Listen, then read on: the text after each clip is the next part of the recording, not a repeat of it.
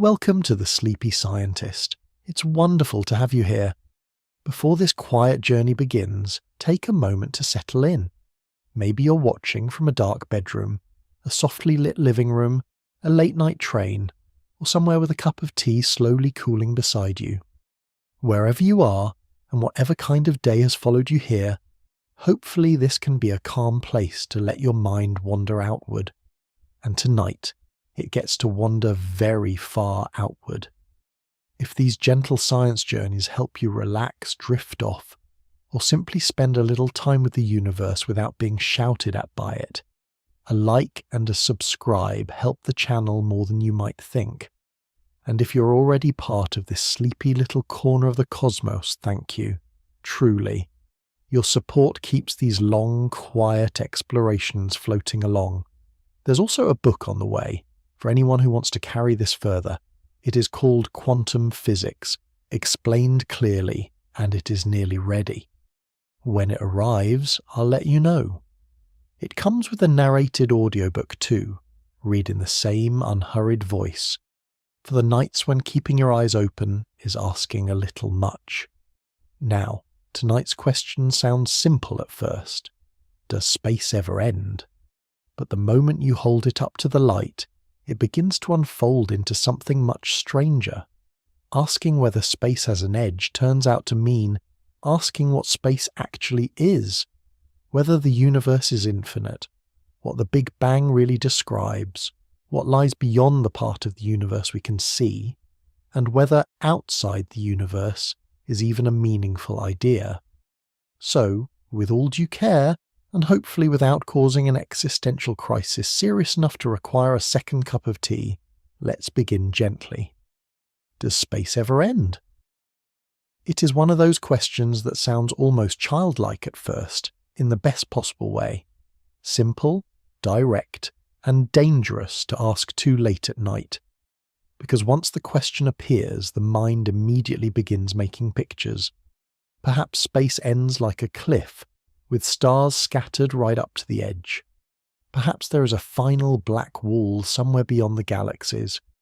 Perhaps there is a last lonely atom sitting at the border of everything, politely wondering why it drew the short straw.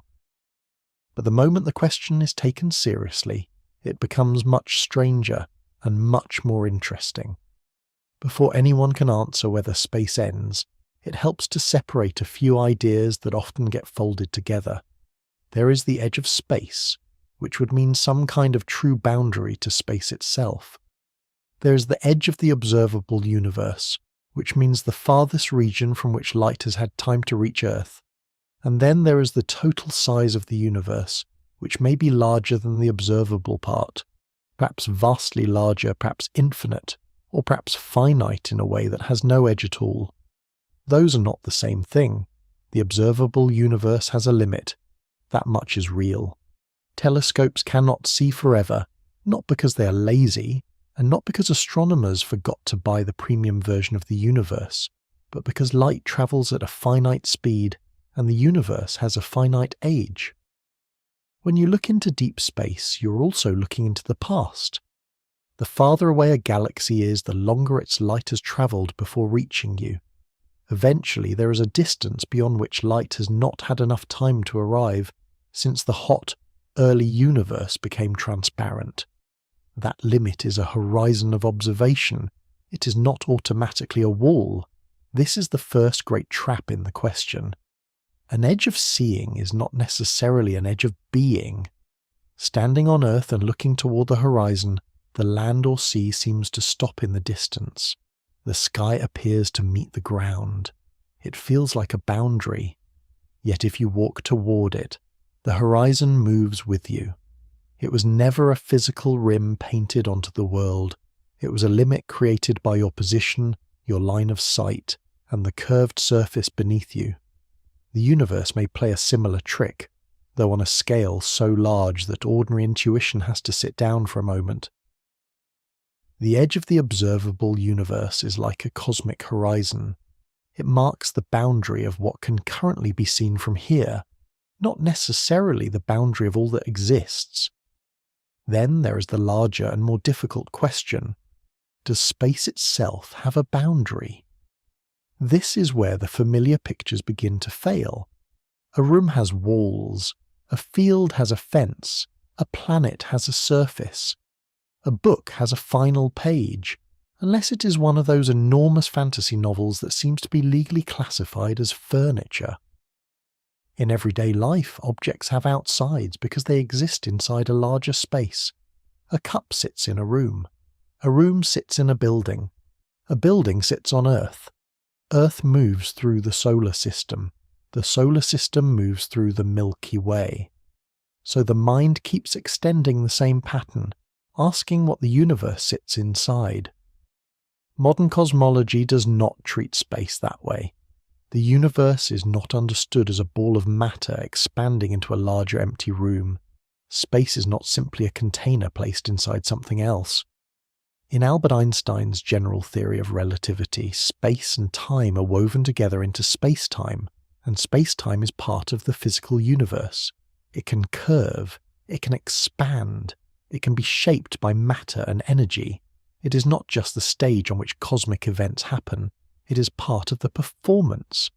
That changes the question completely. If space is part of the universe itself, then asking what lies outside all of space may not be like asking what lies outside a house. It may be more like asking what is north of the North Pole. The sentence sounds as though it should have an answer, but the direction has run out of meaning within the system being described. That does not make the question foolish. It makes it revealing. It shows where everyday language begins to rub against the edges of physics. There are several ways space could seem to end depending on what is meant. It could end as a physical wall, though there is no scientific evidence for such a thing. It could end as a boundary in geometry, a place where the structure of space simply stops. It could end only in the practical sense that there are regions forever beyond observation. Or space could be finite without having any edge at all, the way the surface of Earth is finite but has no border, where the surface suddenly stops. You can travel around Earth's surface and never reach an edge. You may reach Birmingham, which is a different kind of philosophical challenge, but not an edge of the planet. The universe may not be shaped like Earth's surface, and that comparison has limits. Earth's surface is two-dimensional and curves through three-dimensional space. The universe, if finite and unbounded, would involve the geometry of space itself, not necessarily a surface floating in some higher cosmic room. Still, the comparison is useful because it loosens the grip of a very human assumption. Finite things must have edges. In geometry, that is not always true. A careful answer has to stay close to what can be observed. Science can say with confidence that the observable universe has a horizon. It can say that the universe is expanding. It can say that the large-scale structure of the cosmos appears remarkably uniform in every direction, with galaxies gathered into filaments, clusters, and enormous webs across space. It can say that the best tested description of gravity and cosmic expansion comes from general relativity. It can also say that no telescope has found a final wall, a cosmic rim, or a place where space obviously stops. But science also has to be honest about uncertainty. The total universe may extend far beyond the observable universe. It may be infinite. It may be finite but unbounded. Its true global shape may be larger and subtler than the region light has revealed so far. Because information cannot travel instantly, and because the universe has only been transparent for a finite time, there are parts of reality that may be forever hidden from direct view. So the question does not have a simple yes or no answer, at least not yet. Space does not appear to end at the edge of what can be seen. The observable universe has a boundary, but that boundary belongs to observation, not necessarily to existence. The total universe may have no edge at all, either because it goes on without limit, or because its geometry closes back on itself in a way that has no final border. The human mind looks for edges because edges are useful. They help with maps, rooms, coastlines, sandwiches, and most practical things that do not involve the entire cosmos. But the universe is under no obligation to be practical. It may be larger than sight, stranger than instinct, and shaped in a way that cannot be pictured from the outside because there may be no outside from which to picture it. For now, the most grounded answer is this: space has a horizon that limits what can be observed, but no known physical edge where space itself ends. The end people imagine may not be a place at all. It may be the quiet boundary between what light has shown us and what the universe still keeps beyond reach. Edges are among the first things the mind learns to trust. A room has walls, a table has corners, a window has a frame, a book has a cover, a screen has a border, and even the sky seems to meet the land at the horizon, as if someone has drawn a soft blue lid over the world. Everyday life is full of beginnings and endings, surfaces and boundaries, insides and outsides. So when the question turns towards space itself, the mind naturally tries to give the universe the same treatment. It imagines a final line, a last frontier, a place where everything simply stops. This instinct is not silly. It is useful. Borders help the brain make sense of the world quickly. They tell one object from another. They make maps readable, rooms navigable, coastlines traceable, and phone screens less likely to become tiny glowing portals of chaos. A mountain has a visible outline against the sky. An island has a shore. An ocean, even though enormous, still appears on a map with edges. Planets have surfaces. Stars have visible boundaries, even if those boundaries are made of hot gas rather than polite architecture. Almost everywhere human attention turns, things seem to have limits. The problem is that human attention evolved at human scales. It is very good at cups, doorways, trees, cliffs, faces, paths, and whether the floor is about to trip someone in a deeply personal way. It did not evolve to picture the total geometry of the universe. Ordinary experience takes place inside small regions of a much larger reality. Within those small regions, space looks flat, objects look separate, and edges behave in familiar ways. That makes the idea of an endless or edgeless universe feel strange, not because it is automatically impossible, but because it is far outside the kind of world the senses were built to handle. For much of human history, Earth itself offered a similar problem. To someone standing in a field, on a shoreline, or beside a road, the ground looks mostly flat. The horizon appears to form a boundary in the distance. Beyond the visible line, imagination can easily begin to invent endings. Ancient cultures did not all share one single belief about the shape of Earth, and many serious ancient thinkers understood that Earth was spherical. But ordinary local experience still made flatness feel natural. A person walking across a small patch of land does not feel the curve of a planet beneath their feet. The true shape is too large to reveal itself all at once. That is the important lesson. A local view can be accurate nearby and misleading globally. The ground beneath a person's feet can seem flat, while Earth as a whole is curved. A horizon can look like an edge, while the surface continues beyond it. A map can show a boundary, while the real world wraps around. The senses are not useless. They are simply local. They report the neighbourhood, not necessarily the full structure. The surface of a sphere gives one of the gentlest ways to loosen the grip of the edge idea.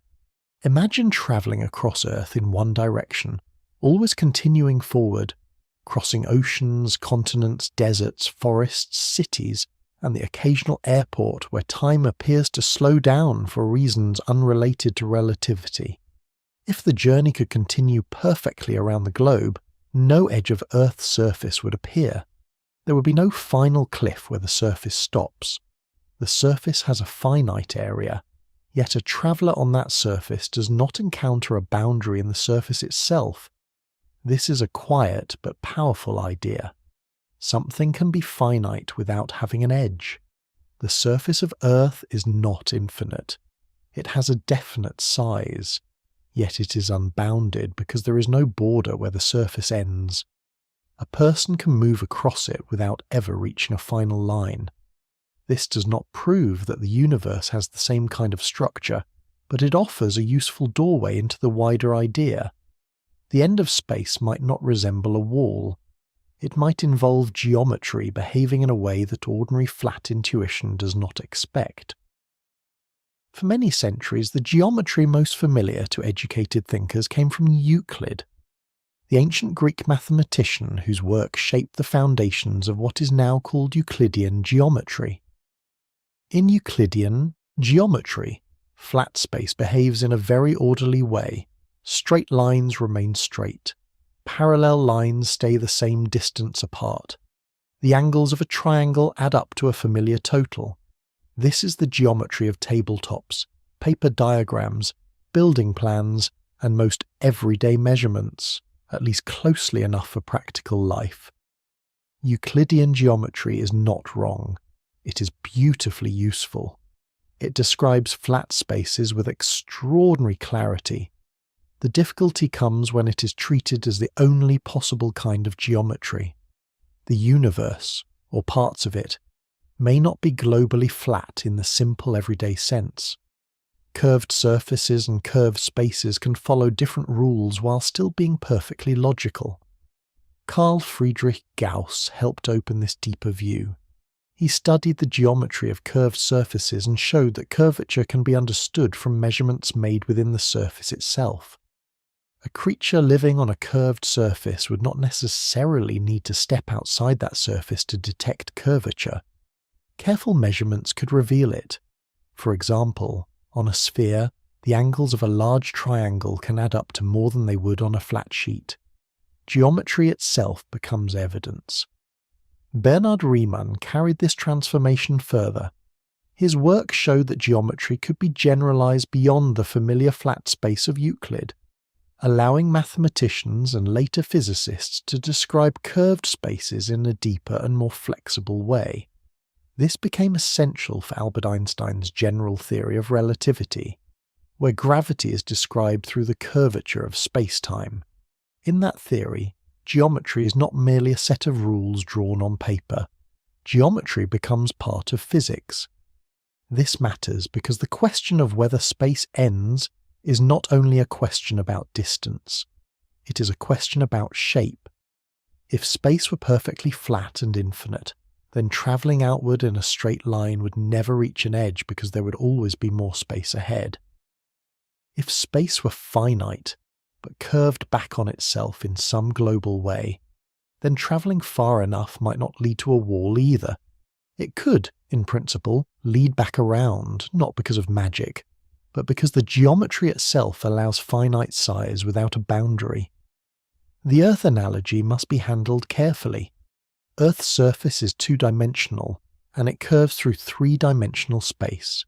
It is possible to look at a globe from the outside, hold it, spin it, and perhaps briefly feel powerful before remembering it is mostly plastic. The universe is not known to be a surface embedded in a larger visible room.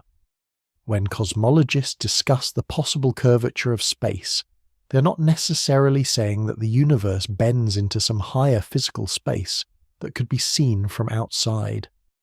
The curvature can be intrinsic. It can be a property of space itself measured from within. That distinction is subtle, but important. A curved universe would not need to sit inside a larger cosmic warehouse. General relativity allows space to have geometry of its own. The shape is not judged by looking at it from beyond the universe, but by measuring relationships within it. How light travels, how triangles behave on enormous scales, how matter is distributed, and how cosmic expansion unfolds over time. So the natural feeling that space must have an edge comes from a very understandable place. It comes from rooms, maps, screens, coastlines, planets, and horizons. It comes from a lifetime spent inside a world where most things can be touched, outlined, framed, or contained. But the universe may not be an object inside a larger space. It may be the space. And if that is true, then ending may not mean reaching a final wall. It may mean reaching the limit of a mental picture built from smaller things.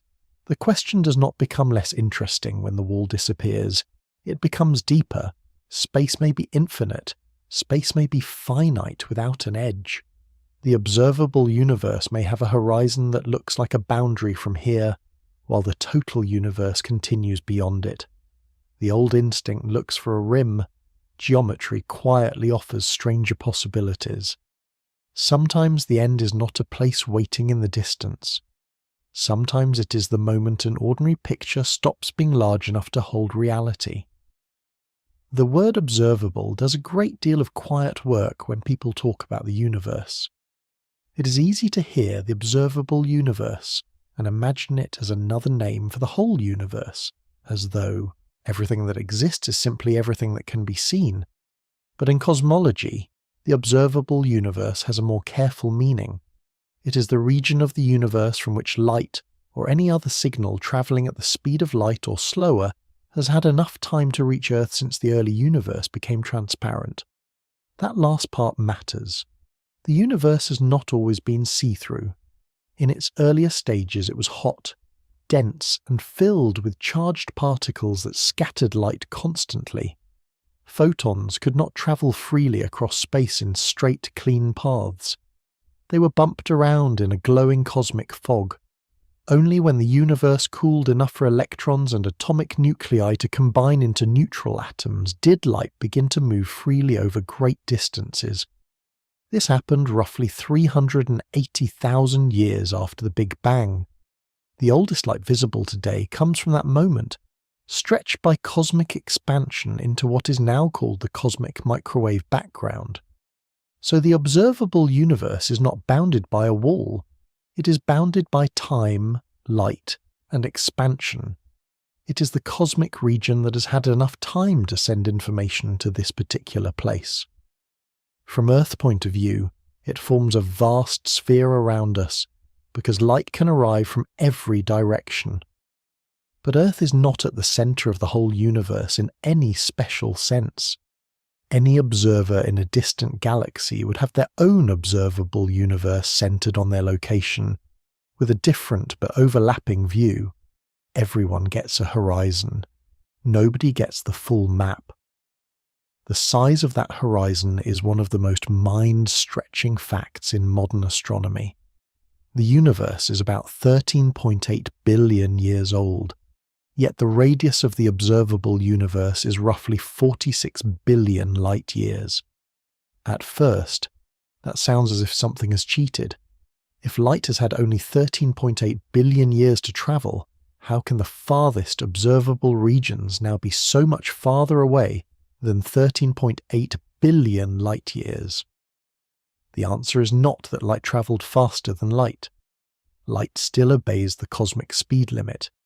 The answer is that space itself expanded while the light was travelling. Imagine a beam of ancient light leaving a distant region of the young universe, beginning its long journey toward what would eventually become the Milky Way. While that light moved, the distance between cosmic regions grew. The path was not a fixed road across a static universe. The road itself was stretching. By the time the light reaches telescopes near Earth, the place that emitted it is now much farther away than the distance the light seemed to cross in the old simple picture. This is one of the reasons the universe refuses to behave like a normal landscape. If a person walks across a field, the field usually does not stretch dramatically beneath their feet, unless something has gone very wrong with the field. But across cosmic scales, expansion is part of the story. The light from the most distant observable regions has been travelling for almost the entire history of the transparent universe, while the space between here and there has grown enormously. The boundary of what can currently be observed is called the particle horizon. It marks the greatest distance from which particles or light could have reached us since the beginning of the universe's transparent history. It is a horizon in the same broad sense as an earthly horizon, a limit to what can be seen from a particular location. It is not a railing at the end of reality. There is no evidence of a final fence out there, no last galaxy with a sign saying, "Universe ends here. Please mind the gap." The particle horizon is a boundary of information. Beyond it there may be more galaxies, more dark matter, more cosmic structure, more space, and perhaps much more universe than can ever be observed from here. The difficulty is that light from those regions has not reached Earth, and in some cases may never reach Earth, because cosmic expansion continues. The silence beyond the horizon is not evidence of emptiness.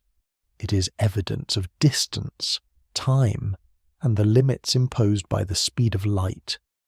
This distinction is essential because astronomy is always partly archaeology. Looking outward means looking backward. The moon is seen as it was a little over 1 second ago. The sun is seen as it was a little over 8 minutes ago. Nearby stars are seen years in the past. Distant galaxies are seen millions or billions of years in the past. The deeper the view, the younger the universe appears. The observable universe is therefore partly a time machine, although admittedly one with extremely poor legroom and no option to bring snacks. This time machine quality is not a poetic extra. It is built into the physics. Light takes time to travel, and telescopes collect light. When the Hubble Space Telescope looked into deep fields filled with faint galaxies, it was not merely seeing distant objects. It was seeing ancient stages of cosmic history. The James Webb Space Telescope has extended this work by observing very distant galaxies in infrared light, because the expansion of space stretches light from early galaxies into longer wavelengths by the time it arrives. These observations help astronomers study how the first generations of galaxies formed and changed, but they still do not reveal the whole universe. They reveal only what light has been able to deliver. The modern understanding of cosmic distance and expansion grew from the work of several key figures. Edwin Hubble measured distances to galaxies and helped show that the universe extends far beyond the Milky Way. He also found that distant galaxies generally appear to be receding, with their light shifted toward longer, redder wavelengths. Georges Lemaitre, a Belgian priest and physicist, independently developed the idea of an expanding universe from Einstein's general theory of relativity and connected it to the observed recession of galaxies.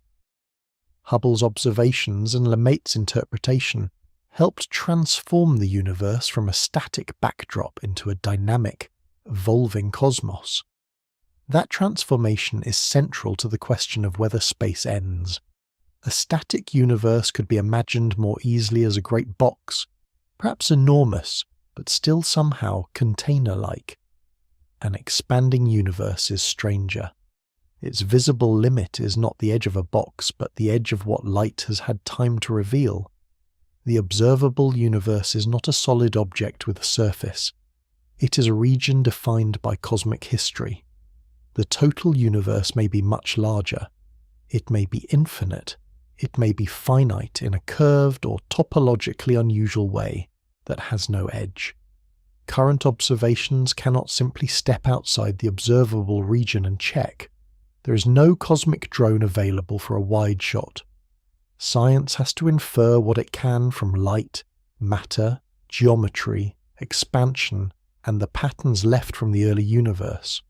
So when the farthest observable light is described as coming from the edge of the observable universe, the phrase must be handled with care. It is an edge of sight, not necessarily an edge of space. It is the limit of the message that has reached us, not proof that there is nothing beyond the message. The universe does not end merely because the view fades. More likely, the horizon marks the place where observation runs out before reality does. The Big Bang is often imagined as the greatest explosion there has ever been. A tiny point appears in an empty darkness, suddenly erupts, and throws galaxies outward like sparks from a firework. It is dramatic, vivid, and easy to picture. It is also not quite what modern cosmology means by the Big Bang. The Big Bang was not an explosion of matter into empty space. It was not a bomb going off in a pre-existing cosmic room. It was not a bright centre from which everything flew outward into a larger darkness waiting politely around it. The Big Bang model describes something stranger and more subtle. It says that the universe, as far as can be traced back with tested physics, was once much hotter, much denser, and much more compressed everywhere. Space itself has expanded over time, carrying distant regions farther apart. That word everywhere is doing important work.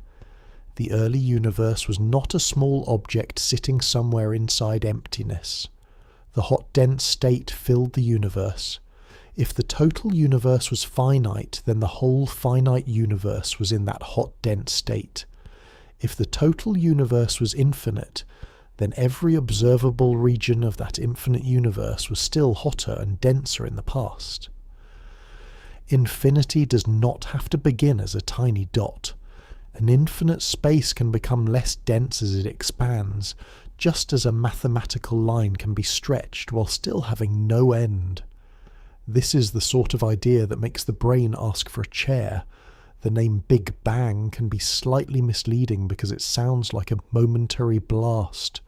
The phrase itself was popularized by the astronomer Fred Hoyle, who was actually criticizing the idea while defending a different model known as the steady-state theory. Over time, the name stuck, partly because human beings enjoy a good dramatic label. But the scientific theory is not built around a noisy explosion. It is built around evidence that the universe has changed with time. Galaxies are receding from one another on large scales. The universe is filled with a cosmic microwave background, and the light elements hydrogen, helium, and lithium match predictions from a hotter early cosmos. The mathematical path toward this view began before the observational evidence became overwhelming. Albert Einstein's general theory of relativity showed that space and time could be dynamic. They were not merely a rigid stage on which matter moved. They could curve, stretch, and evolve. Einstein initially preferred a static universe and even added the cosmological constant to help hold such a universe still. But the equations themselves were more restless than that. Alexander Friedmann, a Russian mathematician and physicist, found solutions to Einstein's equations in the early 20th century that described an expanding or contracting universe. Georges Lemaitre, a Belgian physicist and Catholic priest, independently developed similar ideas and connected them to the observed recession of galaxies. Lemaitre also proposed that the universe had evolved from an extremely dense early state, sometimes called the primeval atom, though that phrase should not be taken too literally as an ordinary atom floating in space. Later, Howard Robertson and Arthur Walker contributed to the mathematical description of expanding universes with a smooth, large-scale geometry. The framework associated with Friedmann, Lemaitre, Robertson, and Walker remains central to modern cosmology. It describes a universe that, on very large scales, can be treated as broadly uniform and similar in every direction, even though smaller scales are full of galaxies, clusters, voids, stars, planets, and the occasional person wondering whether they left the oven on. In this picture, there is no known central point of expansion inside the universe. This is one of the hardest ideas to absorb because explosions normally have centers. A firework expands from a particular place. A burst balloon scatters fragments away from a point. But cosmic expansion does not work like matter flying away from a central blast. On sufficiently large scales, distant galaxies appear to be moving away from one another because the space between them is increasing. From any galaxy, other faraway galaxies would generally appear to recede. Every observer sees themselves near the center of their own observable universe, not because they occupy a special cosmic throne, but because observation is always centered on the observer. A simple analogy is rising dough with raisins in it. As the dough expands, the raisins move farther apart. From the point of view of any raisin, the other raisins appear to be receding. There is no special raisin at the center of expansion inside the dough. This is helpful, although it should not be pushed too far. The dough expands into the air around it, while the universe does not need to expand into surrounding space in the same way. Also, galaxies are not raisins, which is unfortunate in some ways and reassuring in others. Another useful picture is an expanding grid. Imagine points drawn on a flexible sheet, and the distances between all the points increasing. Each point sees the other points move farther away. The pattern of expansion is not about one point being central, it is about the scale of the whole grid changing. But again, the analogy has limits. A sheet can be viewed from outside. The universe, as understood in modern cosmology, is not necessarily something that can be looked at from a higher room beyond itself. This matters directly for the question of whether space ever ends. If the Big Bang were an explosion into empty space, then it would make sense to ask where the explosion happened, what was outside it, and whether the expanding material might one day reach the edge of the surrounding emptiness. But if the Big Bang was the expansion of space itself from a hotter, denser state, then those questions may be based on the wrong picture. There may be no outside space into which the universe expands. There may be no central blast point. There may be no outer shockwave racing toward a cosmic wall. The Big Bang model also does not, by itself, settle whether the entire universe is finite or infinite. Both possibilities can fit within the broad idea of an expanding universe. A finite universe could expand, with distances between faraway regions increasing over time. An infinite universe could also expand, with every region becoming more spread out while the total extent remains infinite. This is counterintuitive because everyday objects that expand usually have edges. A balloon gets larger, a loaf of bread rises, a puddle spreads.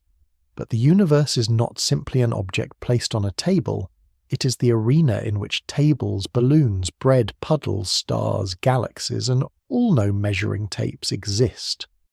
The evidence for a hot early universe is strong.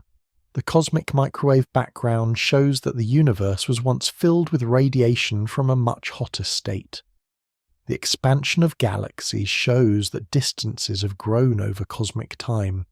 The abundance of light elements supports the idea of early nuclear reactions in a dense young universe. These are not guesses made because cosmologists enjoy making bedtime difficult. They are connected lines of evidence that all point toward the same broad history. But the Big Bang should not be mistaken for a picture of an edge. It tells us that the observable universe has evolved from a hotter, denser past. It tells us that space has expanded.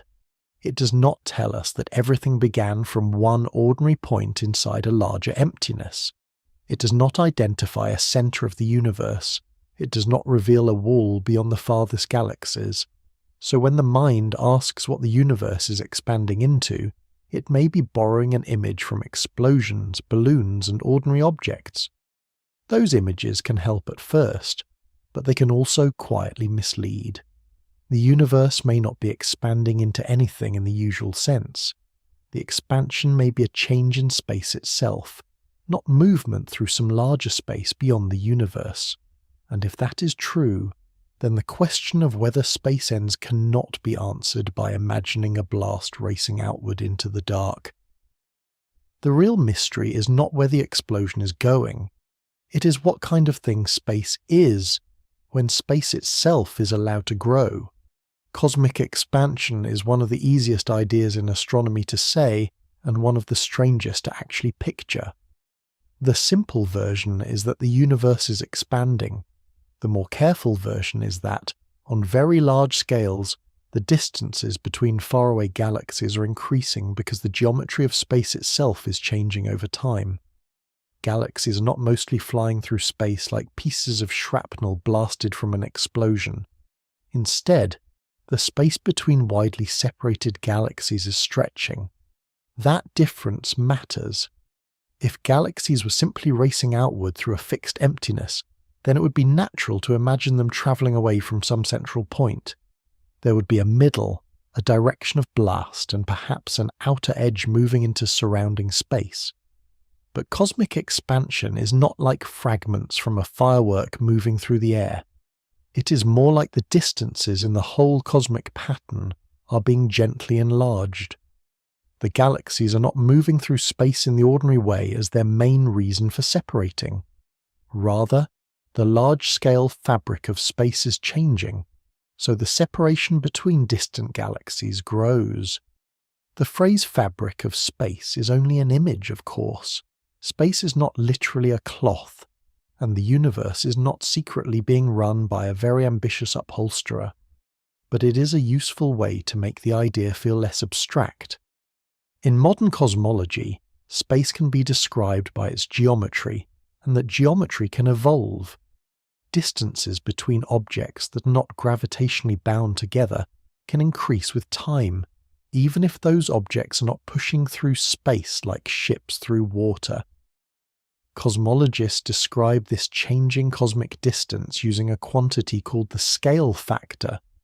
The scale factor is a way of expressing how the overall size of distances between far apart points changes as the universe evolves. It does not mean that every object gets bigger. It does not mean atoms swell, planets puff up, or teaspoons become mildly alarming. It describes the expansion of space on the largest scales, especially between galaxy clusters and superclusters that are not tightly held together by gravity. A simple way to imagine the scale factor is to picture a grid drawn across the universe with distant galaxies sitting on the grid. As time passes, the spacing of the grid increases. A galaxy that was once separated from another by a certain large cosmic distance may later be separated by a greater distance, not because it has fired engines and travelled through the grid, but because the grid itself has changed scale. This is only an analogy, because the universe is not a flat rubber sheet in a larger room. Still, it captures the main point. Expansion is built into the relationships between distances. One of the clearest pieces of evidence for this expansion is redshift. Light travels as waves, and those waves can be stretched. When light from distant galaxies reaches telescopes on or near Earth, it is often shifted toward longer, redder wavelengths. This does not usually mean the galaxies are literally painted red, which is a relief for anyone who enjoys variety in cosmic interior design. It means the light has been stretched during its journey. Redshift can happen for more than one reason, but cosmological redshift is especially important. As space expands while light travels through it, the wavelength of that light stretches as well. Light that began as visible or ultraviolet light from a distant young galaxy may arrive much later as infrared light. This is one reason the James Webb Space Telescope was designed to observe the universe in infrared wavelengths. It can study very distant galaxies whose ancient light has been stretched by cosmic expansion across billions of years. The discovery that distant galaxies are generally redshifted is tied to the work of Edwin Hubble, who measured distances to galaxies beyond the Milky Way and helped show that the universe is far larger than one galaxy. Hubble found that more distant galaxies tended to have greater redshifts. This became one of the key observational foundations for the expanding universe.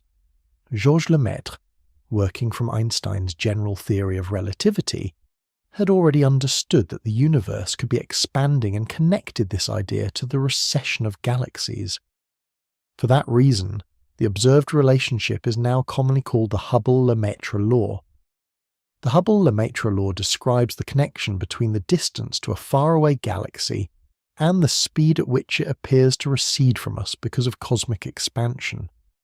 The farther away a galaxy is, on average, the faster it appears to be moving away. This does not mean Earth sits smugly at the centre, while everything else flees from it in embarrassment. Observers in another distant galaxy would see a similar pattern from their own location.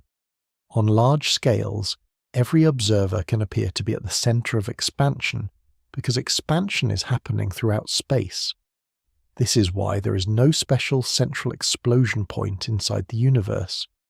The pattern is not one of galaxies flying away from a single origin in space. It is a pattern in which the distances between widely separated regions increase. Every sufficiently distant galaxy sees other faraway galaxies receding. The effect belongs to the geometry of the universe, not to a privileged central location. The measurements behind this picture have become more detailed over time. The Hubble Space Telescope, operated by the National Aeronautics and Space Administration, with important partnership from the European Space Agency, helped refine cosmic distance measurements using Cepheid variable stars, supernova, and deep galaxy observations.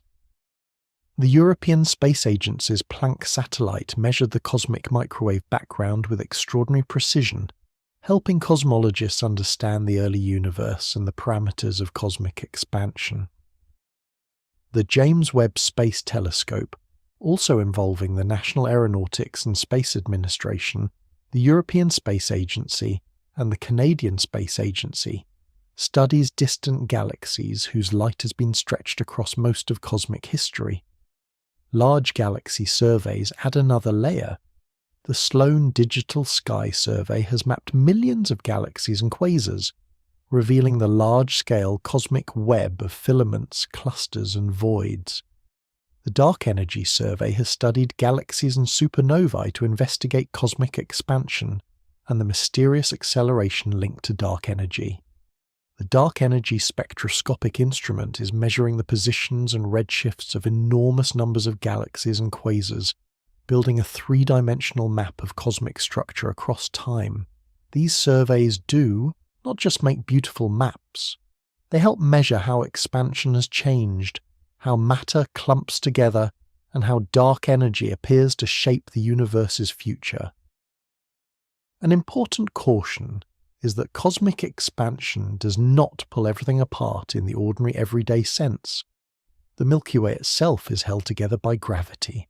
The solar system is held together by the sun's gravity. Earth is held together by gravity and electromagnetic forces. Atoms are held together by electromagnetic forces and quantum rules. A person does not expand with the universe. A cup of tea does not become larger because distant galaxy clusters are receding from one another, though depending on how long it has been left unattended, it may become colder, which is a separate and more tragic process. Gravitationally bound systems resist cosmic expansion because local forces dominate. Within galaxies, stars orbit under gravity. Within solar systems, planets remain bound to their stars. Within a human body, atoms and molecules are held together by forces vastly stronger than the tiny effect of cosmic expansion at those scales. Expansion becomes important across immense distances where gravity has not bound regions into stable systems. It is a large-scale feature of the universe, not a slow stretching of every ruler, planet, and biscuit. This helps answer the deeper question of whether space needs an outside. If expansion meant objects moving through a fixed background, then an outside might seem necessary. Something would be expanding into something else. But if expansion is an internal change in the geometry of space, then no surrounding emptiness is required. The universe can grow in the sense that distances within it increase, without needing to push into a larger room. That is difficult because ordinary experience offers almost no perfect comparison. When dough rises, it expands into the kitchen air. When a balloon inflates, its rubber surface grows outward into the room. When a puddle spreads, it covers more of the floor. In each case, expansion happens inside a larger environment. The universe may not be like that. Space itself is not known to be spreading across a pre-existing floor. It is the framework within which distances, galaxies, light, and observation have meaning. So the expansion of space does not point naturally toward a cosmic outer wall. It points towards something quieter and more subtle, a universe whose internal distances change with time.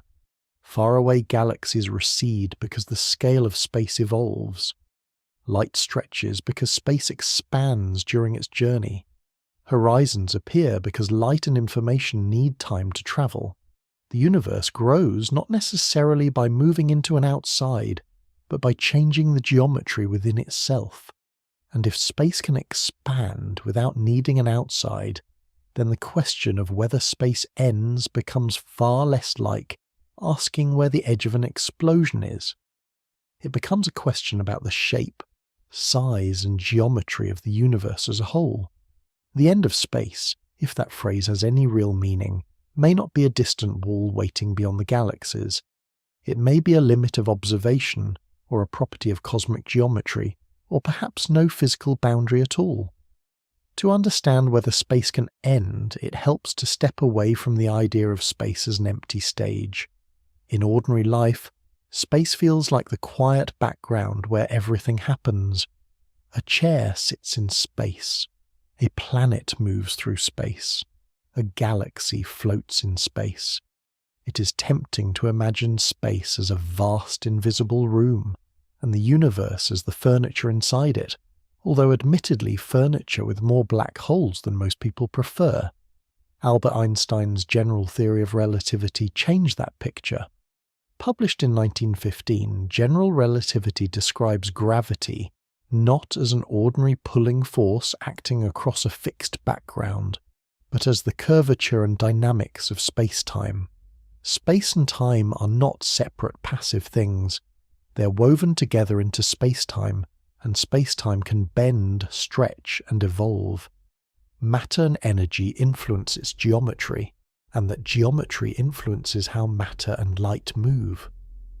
A useful way to say it gently is this. In general relativity, gravity is not only something that happens in space. Gravity is connected to the shape of space and time themselves. Earth orbits the Sun not because it is being pulled along by invisible strings, but because the Sun's mass shapes the space-time around it, and Earth follows a natural path through that curved geometry. The path feels like a force from the human point of view, but the deeper description is geometric. This is not just a beautiful idea. It has been tested in the real universe again and again. General relativity explained the tiny extra shift in Mercury's orbit that Newtonian gravity could not fully account for. It predicted gravitational lensing, where light bends as it passes near massive objects, allowing galaxies and clusters of galaxies to act like enormous natural lenses. It explains gravitational time dilation, where clocks run at slightly different rates depending on gravity, a fact that matters for satellite navigation systems. It also predicted gravitational waves, ripples in space-time first directly observed by the Laser Interferometer Gravitational Wave Observatory in 2015 from the merger of two black holes. That success gives general relativity enormous authority when cosmologists ask large-scale questions. If space-time can curve near stars, black holes, and galaxies, then it is natural to ask whether the universe as a whole has a shape. Not a shape in the simple sense of a ball floating inside a larger room, but a geometry that can be described from within. On the larger scales, cosmology often begins with the cosmological principle. This is the assumption that, when viewed across truly enormous distances, the universe is broadly homogeneous and isotropic. Homogeneous means that the universe is roughly similar from place to place. Isotropic means that it looks roughly the same in every direction. This does not mean the universe is perfectly smooth everywhere. It obviously contains galaxies, clusters, vast voids, stars, planets, and at least one species that spends a remarkable amount of time naming sandwich fillings. But when averaged over hundreds of millions of light years, the universe appears surprisingly even. The cosmological principle is not a random guess.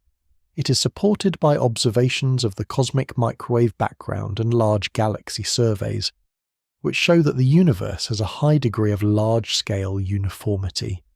This simplifying principle allows scientists to model the universe as a whole without tracking every individual galaxy, star, planet, and slightly confused asteroid. The main mathematical framework used for this smooth expanding universe is known as the Friedmann-Lemaitre-Robertson-Walker model.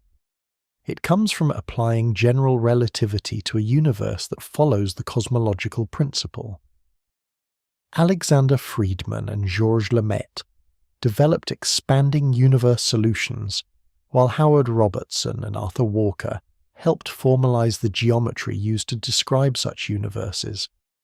This model gives cosmologists a way to connect expansion, matter, energy, curvature, and the overall history of the cosmos. Within this framework, the geometry of space can take three broad forms. It can be flat, positively curved, or negatively curved. A flat universe follows the familiar rules of Euclidean geometry on the larger scales. Parallel lines remain parallel, and triangles behave in the ordinary way. A positively curved universe is more like the higher dimensional equivalent of a sphere's surface, where space could be finite but unbounded. A negatively curved universe is sometimes compared to a saddle shape, where the geometry spreads differently from flat space. These descriptions are analogies, not literal pictures of the universe sitting inside a bigger room. The curvature being discussed is intrinsic. It is about how distances, angles, and paths behave within space itself. A universe does not need to be viewed from the outside for its geometry to be real. Measurements made from within the universe can reveal whether light travels as expected in flat space, whether large-scale triangles behave differently, and whether the density of matter and energy is enough to curve space one way or another. The total energy density of the universe is central here. Matter, radiation, dark matter, dark energy, and the rate of expansion all help determine the cosmic geometry. Observations so far suggest that the observable universe is very close to flat. That does not prove the total universe is infinite, because a very large curved universe could look almost flat across the limited region visible to us, just as a small patch of Earth's surface looks flat even though the whole planet is curved. This is where the question of whether space ends becomes less like a question about distance and more like a question about geometry. If space is flat and infinite, then it may simply continue without an edge. If space is finite but positively curved in a suitable way, then it may have a limited total volume without any boundary where a traveller would hit a wall.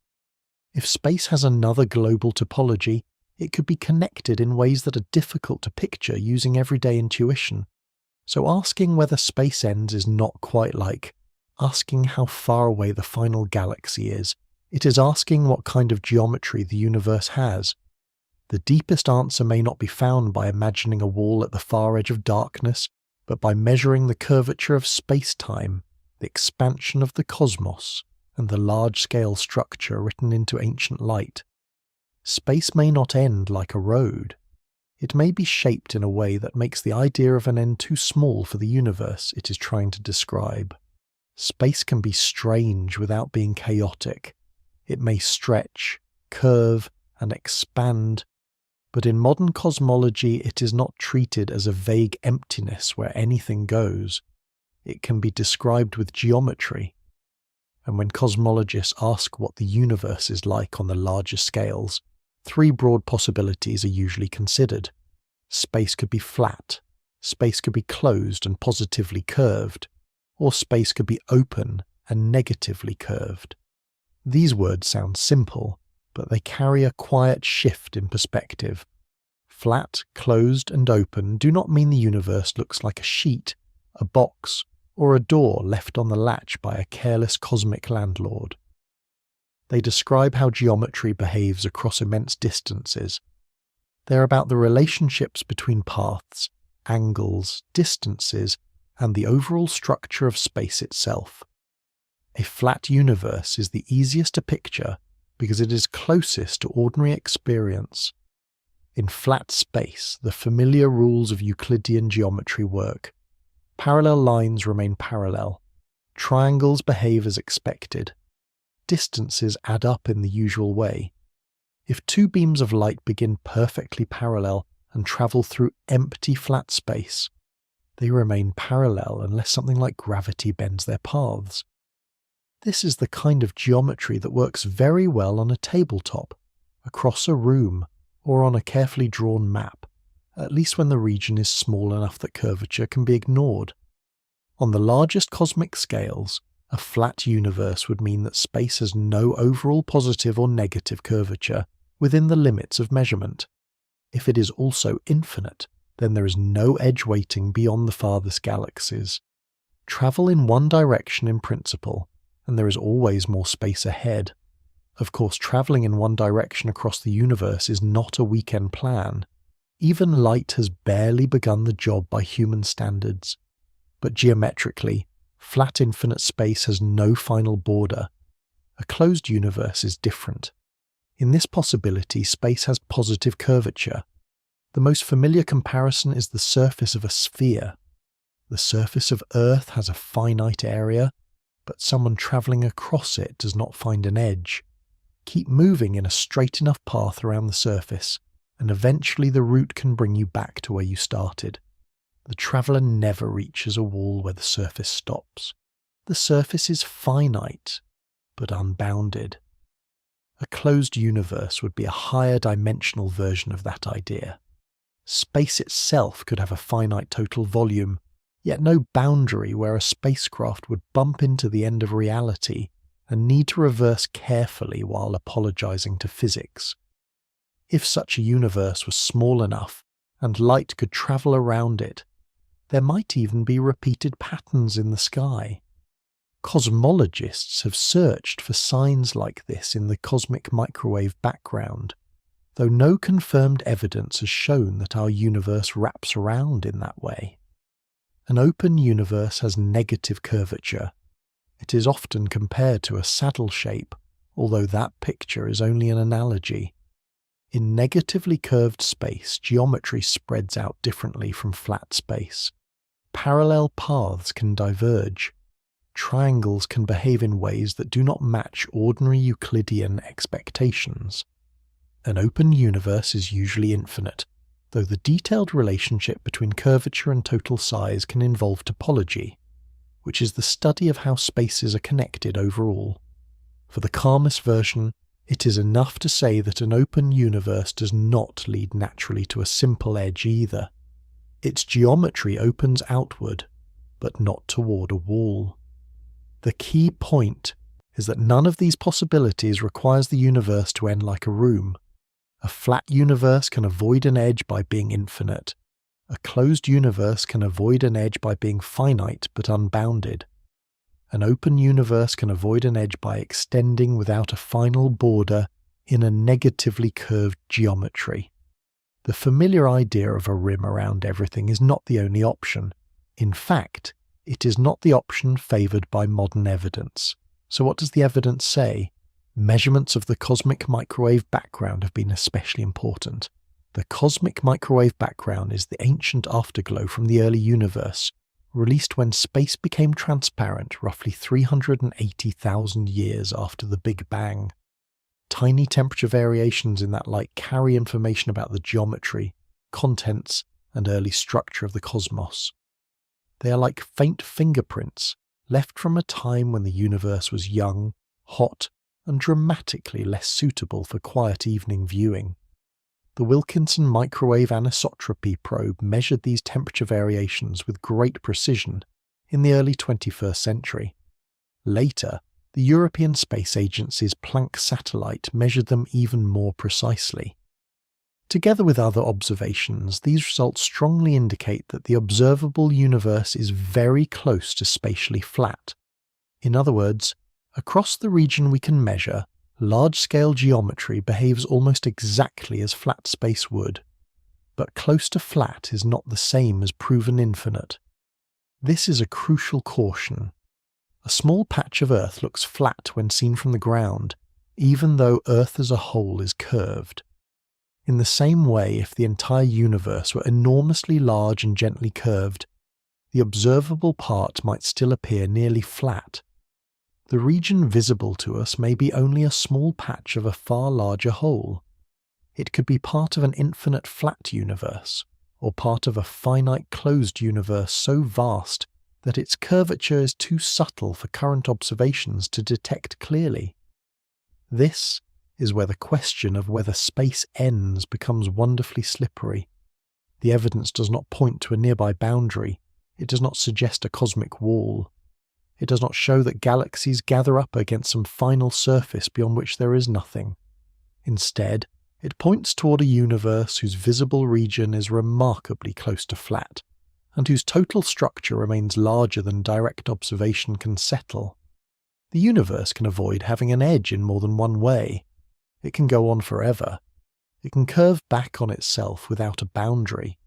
It can contain horizons that limit what can be seen without those horizons being physical endings. The deeper lesson is that an edge is not required simply because the mind expects one. Space is governed by geometry, not by everyday instinct. And geometry, very quietly, has more imagination than instinct does. One of the strangest possibilities in cosmology is that the universe might be finite without having an edge. At first, this sounds like a contradiction. In ordinary life, finite things usually end somewhere. A table has an edge, a road has a roadside, a field has a fence, a hedge, or at the very least a slightly suspicious patch of mud, suggesting someone has been making decisions. If something has a limited size, the mind expects a boundary. But geometry is not always so obedient to everyday instinct. A thing can be limited in size without offering a final border. The easiest example is the surface of Earth. Earth's surface has a finite area. It is not endless. Yet if someone could travel across it without oceans, fuel, borders, weather, or the deeply unfair problem of needing sleep, they would never reach a place where the surface simply stops. They could continue moving and eventually return to where they began. The surface is finite, but it is unbounded. A possible closed universe takes that idea and lifts it into a much deeper setting. Instead of thinking about a two-dimensional surface, cosmologists consider whether three-dimensional space itself could be finite and unbounded. One way this is sometimes described is through the idea of a three-sphere. This does not mean a normal ball floating inside a larger room. It means a kind of curved three-dimensional space that is closed in on itself, so that the total volume could be finite even though there is no outer wall. The idea is difficult because the brain keeps trying to view it from outside. With Earth, that is easy. Globe can be seen from the outside. Its roundness can be pictured sitting in ordinary three-dimensional space. But if all of space were closed, there may be no outside viewpoint available. The curvature would not need to bend into a larger visible emptiness. It could be an intrinsic property of space itself, revealed through the way distances, light paths, and large-scale geometry behave from within. In such a universe, a traveller moving in one direction would not eventually strike a cosmic wall. There would be no final sheet of glass beyond the last galaxy, no warning sign saying the universe has reached the end of its operating area. If the closed universe was simple enough, and if the traveller could somehow continue for long enough, the path might eventually curve back around. In principle, the traveller could return to the starting region from the opposite direction, rather as a ship sailing around Earth can eventually return to its home port. Of course, This is a thought experiment rather than a practical travel plan. The universe is vast, expanding, and full of inconvenient details such as limited lifetimes, cosmic horizons, and the general absence of petrol stations between galaxy clusters. But as a geometric idea, it shows something important. A finite universe does not automatically need an edge. The end of size and the end of space are not necessarily the same thing. This brings in topology. Geometry often describes local shape, curvature, distance, and angle. Topology asks a broader question. How is a space connected overall? Two spaces can have similar local geometry but different global structure. A flat sheet and a cylinder can feel locally similar to a small creature living on them, but they are connected differently. A video game world that wraps around from one side of the map to the other gives a simple, playful analogy. The character does not hit the end of the world. They cross a boundary in the map and reappear on the other side as if space has been joined to itself.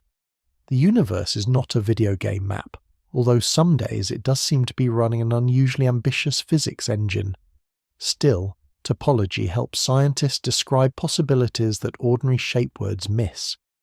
Space could, in principle, be connected in ways that allow light or matter to travel around and return without any edge being present. Some models are closed and positively curved.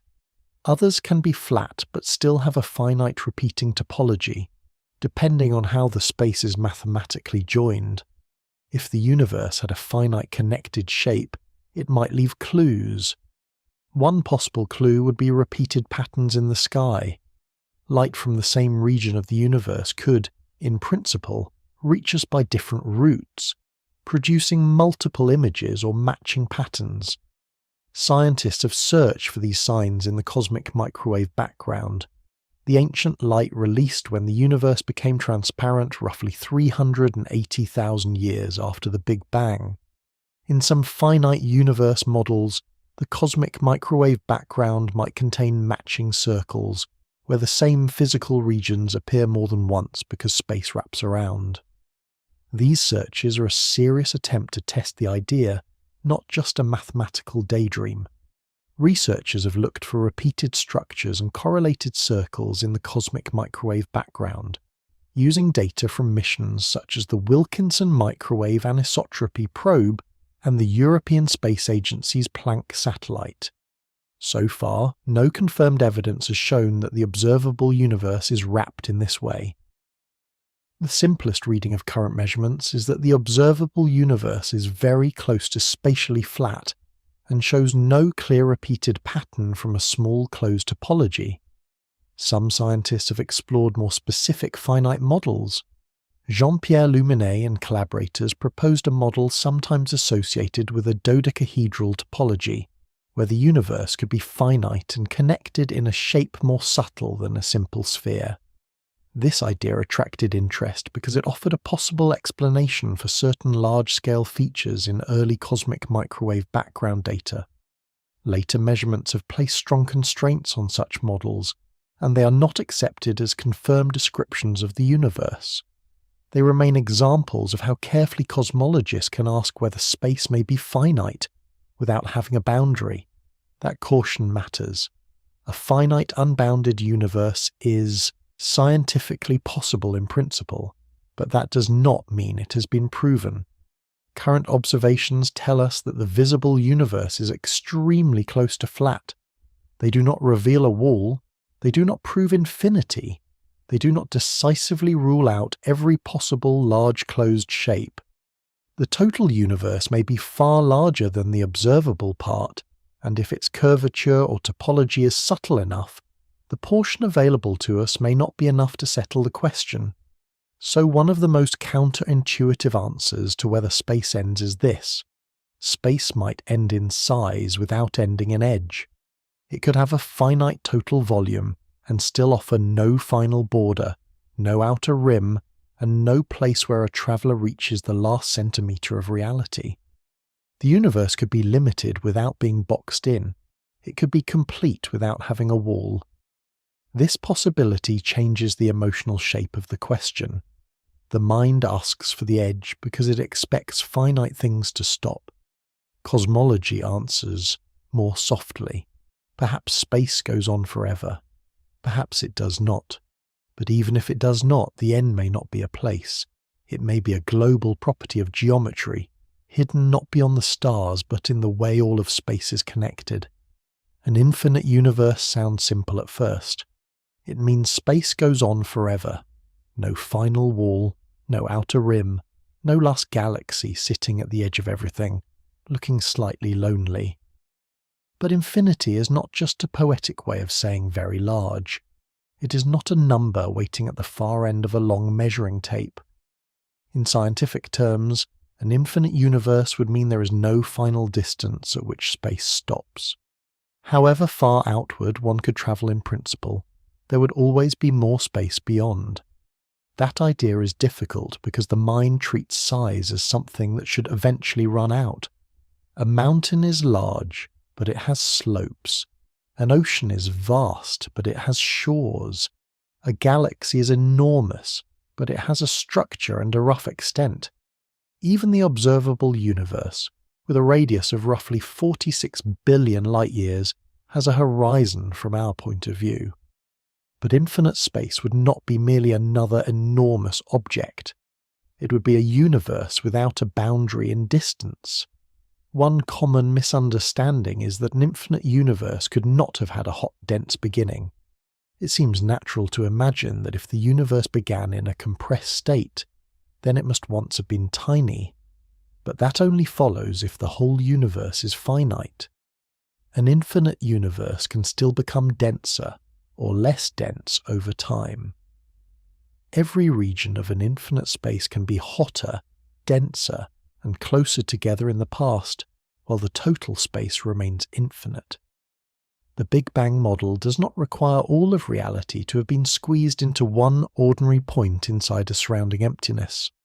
It describes the universe as having evolved from an earlier hot, dense state, with space expanding over cosmic time. A helpful comparison is an infinite grid. Imagine points marked along an endless grid in every direction. If the distances between neighbouring points grow, the grid has expanded, but it has not gained an edge, and it was not finite before the stretching began. The comparison is imperfect because the universe is not literally drawn on graph paper, and graph paper has the unfortunate habit of existing on a desk. Still, it shows the basic idea. Expansion does not automatically mean a finite object swelling into an outside. The possibility of an infinite universe fits naturally with the cosmological principle. This is the assumption that, on very large scales, the universe is broadly homogeneous and isotropic. Homogeneous means roughly similar from place to place. Isotropic means roughly similar in every direction. The universe is not smooth on small scales, because it contains stars, galaxies, clusters, voids, and all the usual cosmic clutter. But when averaged over extremely large distances, it appears surprisingly uniform. There is also the Copernican principle, named after Nicholas Copernicus, whose work helped move Earth away from the centre of the old cosmic picture. In modern science, the principle means that Earth should not be assumed to occupy a special or central position in the universe. This does not mean Earth is unimportant to anyone living on it. For tea, weather, and emotional attachment to familiar pavements, Earth remains quite significant. But cosmologically, it is not treated as the privileged centre of everything. Together, these principles encourage caution. If the universe looks broadly similar in all directions from here, scientists do not immediately assume that our region is the one true middle. Instead, the safer assumption is that our observable patch is one part of a larger cosmic whole. That larger whole may be finite and unbounded, or it may be infinite. Current evidence does not show a cosmic edge around us, but infinity is very hard to prove. This is one of the most important limits in the whole question. Only a finite region of the universe can be observed from Earth. because light and information have had only a finite time to reach us. The observable universe may be huge beyond ordinary imagination, but it is still only the part from which signals have arrived. No telescope can directly confirm what happens beyond the particle horizon. It can look deeply into time, but it cannot step outside the limits imposed by light. This means an infinite universe can be consistent with observations without being directly confirmed by them. Measurements from the cosmic microwave background, galaxy surveys, and large-scale structure strongly suggest that the observable universe is very close to spatially flat. A perfectly flat universe can be infinite, and many simple cosmological models treat it that way. But close to flat does not prove infinite.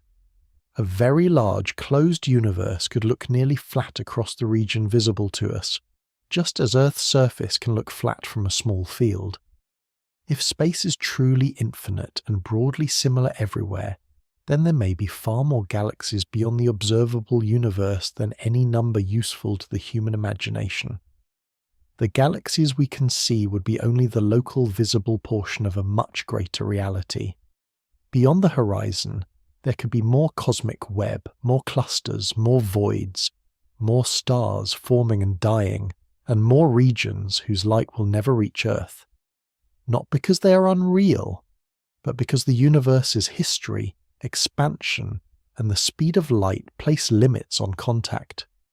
Sometimes this idea leads to claims that an infinite universe must contain repeated versions of planets, people, or whole histories.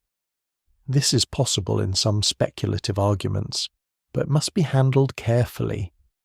Such claims depend on assumptions about whether matter can be arranged in only a finite number of ways within a given region, whether conditions repeat across infinite space, and whether the universe is truly uniform forever. These are not direct observations. They are logical possibilities built on extra assumptions. The science is already strange enough without pretending every speculation has sent a postcard. The more grounded point is simpler. If the universe is infinite, then space does not end. There is no final boundary, no last coordinate, no place where distance runs out. The edge people imagine would not exist. There would only be horizons of observation, regions visible from some locations and hidden from others by time, distance, and expansion. So one possible answer to the question is the most direct one. Space may simply go on forever. Modern observations allow that possibility, and the near flatness of the observable universe fits comfortably with it. But science cannot currently confirm infinity from inside a finite horizon. The honest answer has to keep both parts together. Space may have no end at all, but the proof of endlessness remains beyond the reach of what light has shown us. The universe already seems large enough when measured by the light that has reached us. The observable universe stretches roughly 46 billion light-years in every direction, which is not exactly a cozy neighbourhood, but modern cosmology suggests that even this enormous visible region may be only a small patch of something far larger. One of the main reasons for thinking this comes from a theory called cosmic inflation. Cosmic inflation is the idea that, in the very early universe, space underwent an extremely rapid expansion in a tiny fraction of a second. This was not ordinary expansion at the gentle rate seen today. It was a brief, dramatic swelling of space itself, taking a tiny region and stretching it to an enormous size almost unimaginably quickly. The word dramatic is allowed here because the universe was, for once, genuinely being quite theatrical. The theory was developed in important ways by Alan Guth, Andrei Linde, and Alexei Starobinsky, among others. Their work helped explain several puzzles that the older Big Bang picture left open. The Big Bang model describes a universe that was once hot, dense, and expanding, but it did not automatically explain why the universe looked so smooth on the larger scales.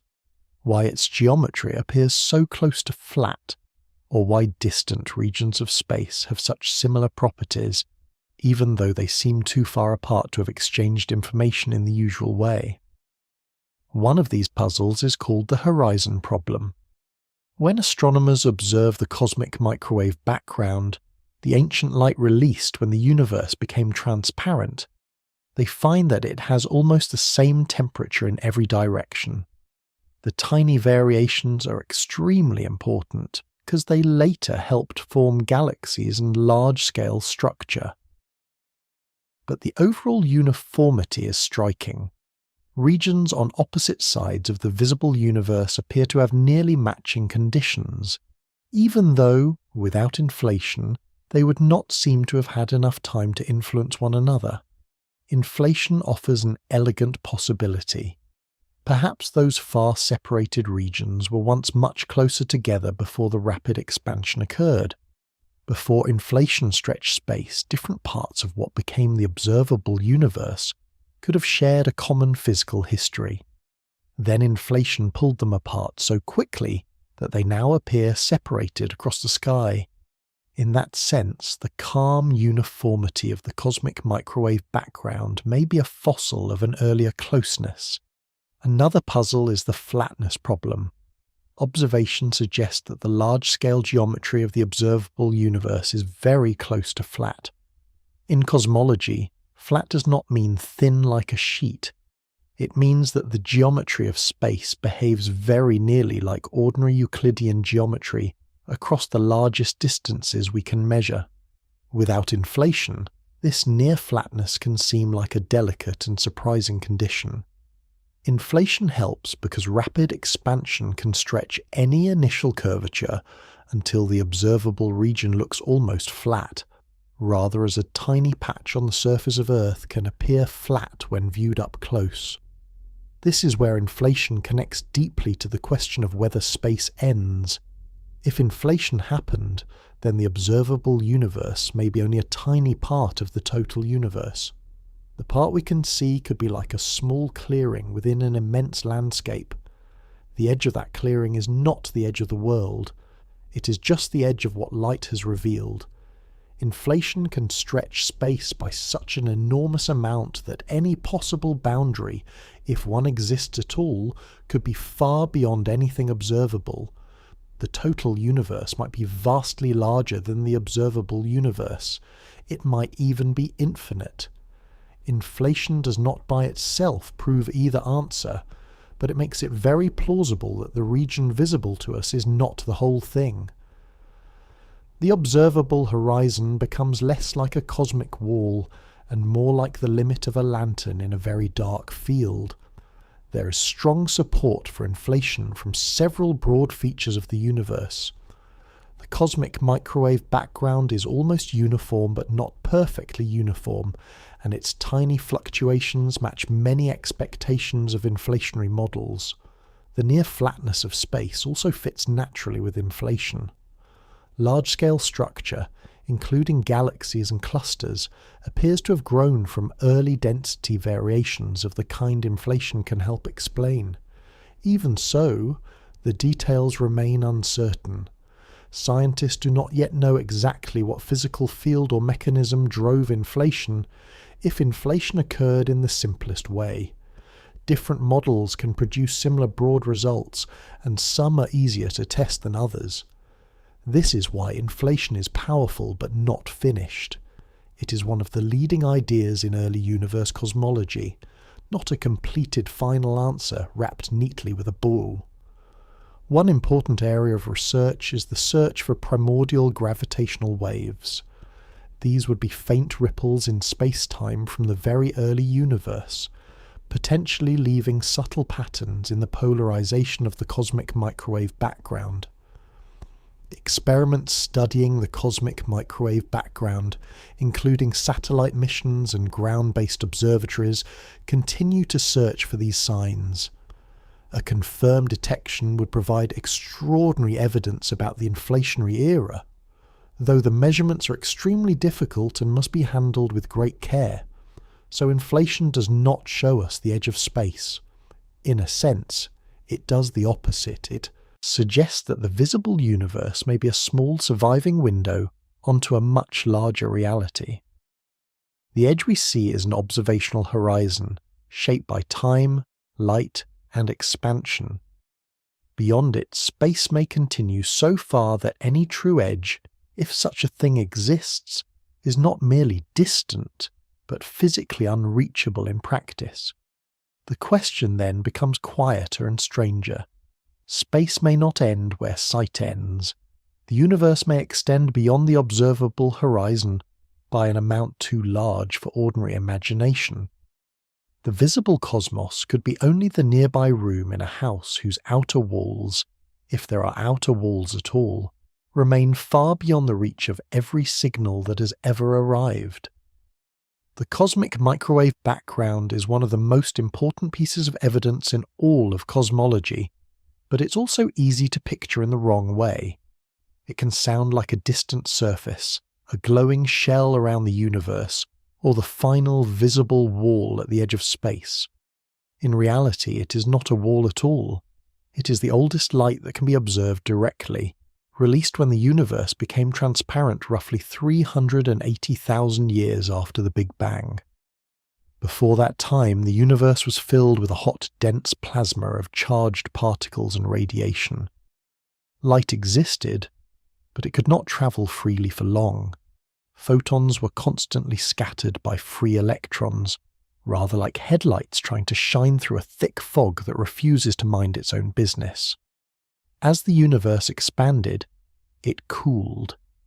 Eventually, electrons joined with atomic nuclei to form neutral atoms, mostly hydrogen and helium. Once those charged particles were no longer loose everywhere, light could travel across space with far less interruption. That moment is called recombination, although the name is slightly misleading because it was really the first time electrons and nuclei combined in this cosmic way. The light released from that era has been travelling ever since. During its long journey, cosmic expansion stretched it from hot visible and infrared light into faint microwave radiation. Today, it fills the sky in every direction as the cosmic microwave background, a nearly uniform afterglow from the young universe. Its discovery came in 1965, when Arno Penzias and Robert Wilson detected an unexpected microwave signal using a radio antenna at Bell Labs. At first, the signal seemed like a stubborn background noise. They checked the equipment. They considered possible sources. They even dealt with pigeon droppings in the antenna, which is not usually presented as the glamorous side of cosmology. But the signal remained. It turned out to be the afterglow predicted by hot Big Bang cosmology, and it became one of the strongest pieces of evidence that the universe had once been much hotter and denser. The region from which this ancient light last scattered is called the surface of last scattering. That phrase can sound as if there is a physical shell around the universe, but it does not mean a solid surface. It is a visual boundary created by the history of light. It marks the distance and time from which ordinary light could begin travelling freely toward us. Beyond it, in the sense of looking farther back in time, the universe was opaque to ordinary electromagnetic radiation. This is a limit to a particular kind of observation, not a final edge of space. The surface of last scattering is not where the universe ends.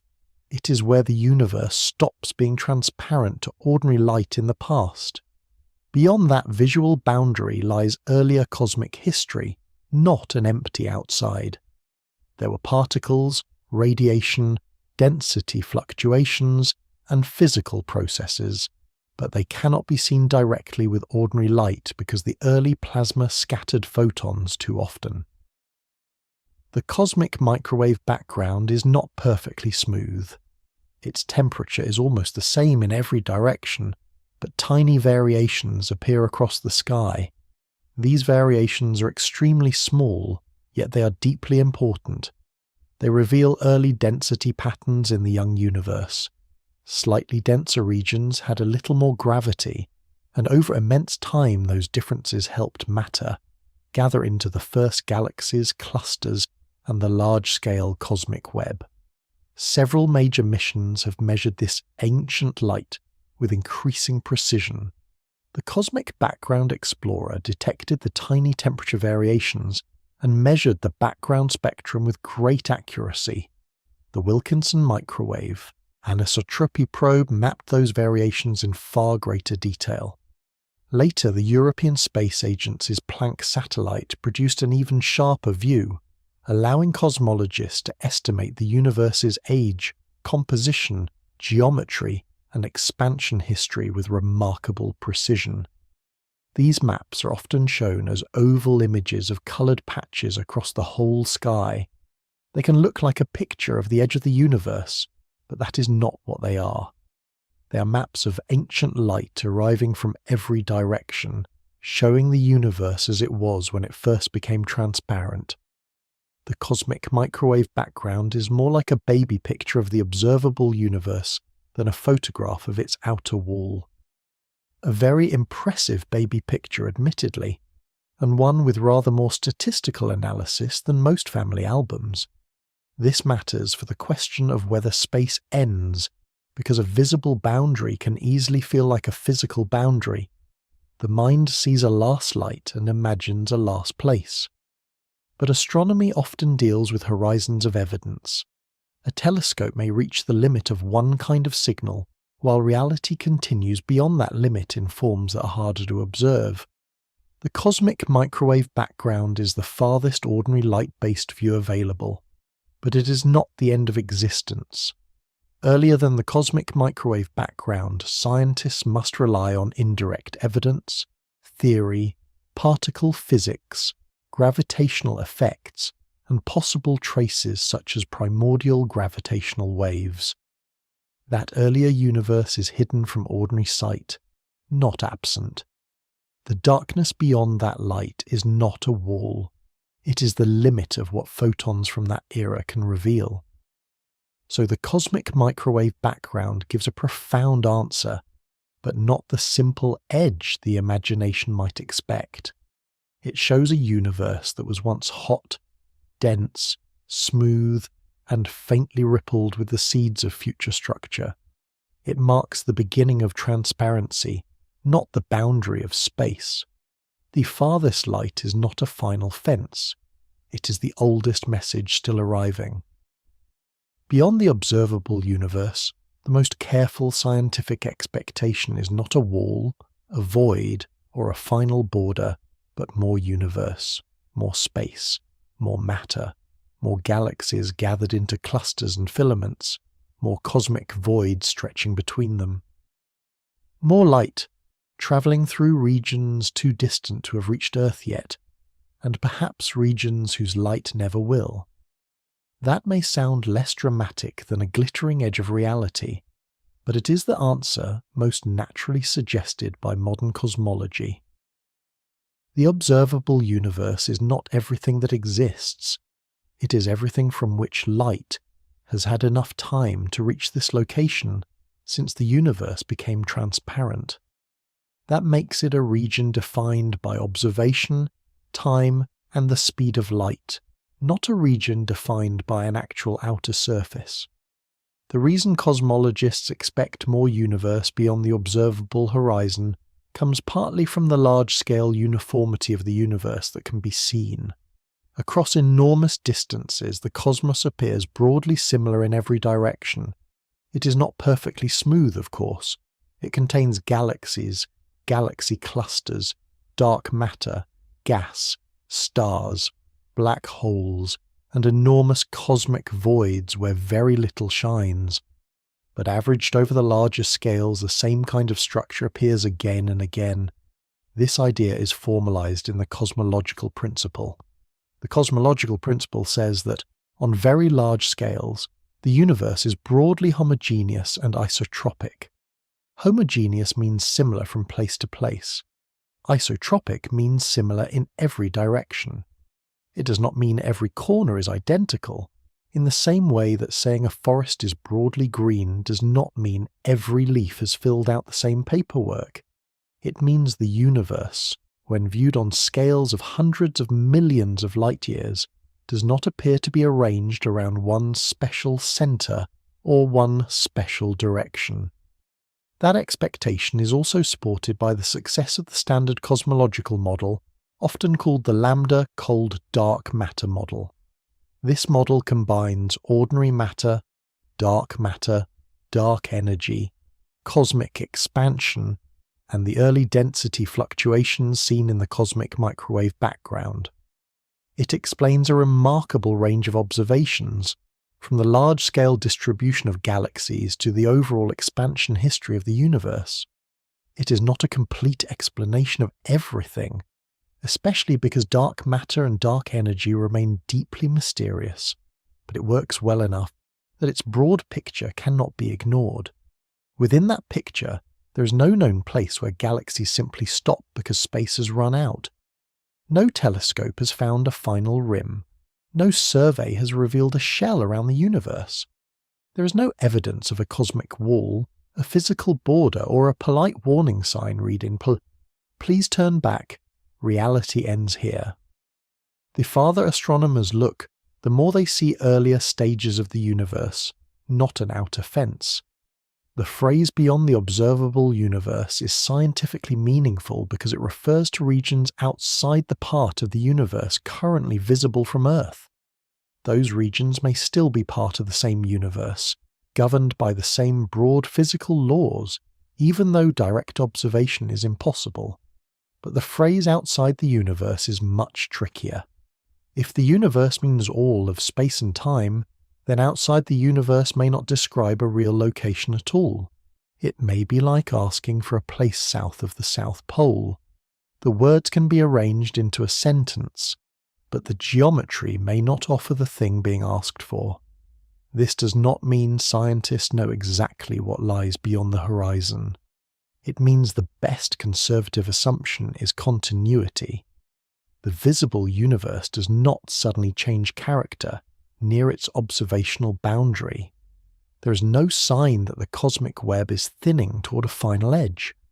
The cosmic microwave background looks broadly uniform across the sky, and large galaxy surveys reveal structure that fits the same general cosmic rules.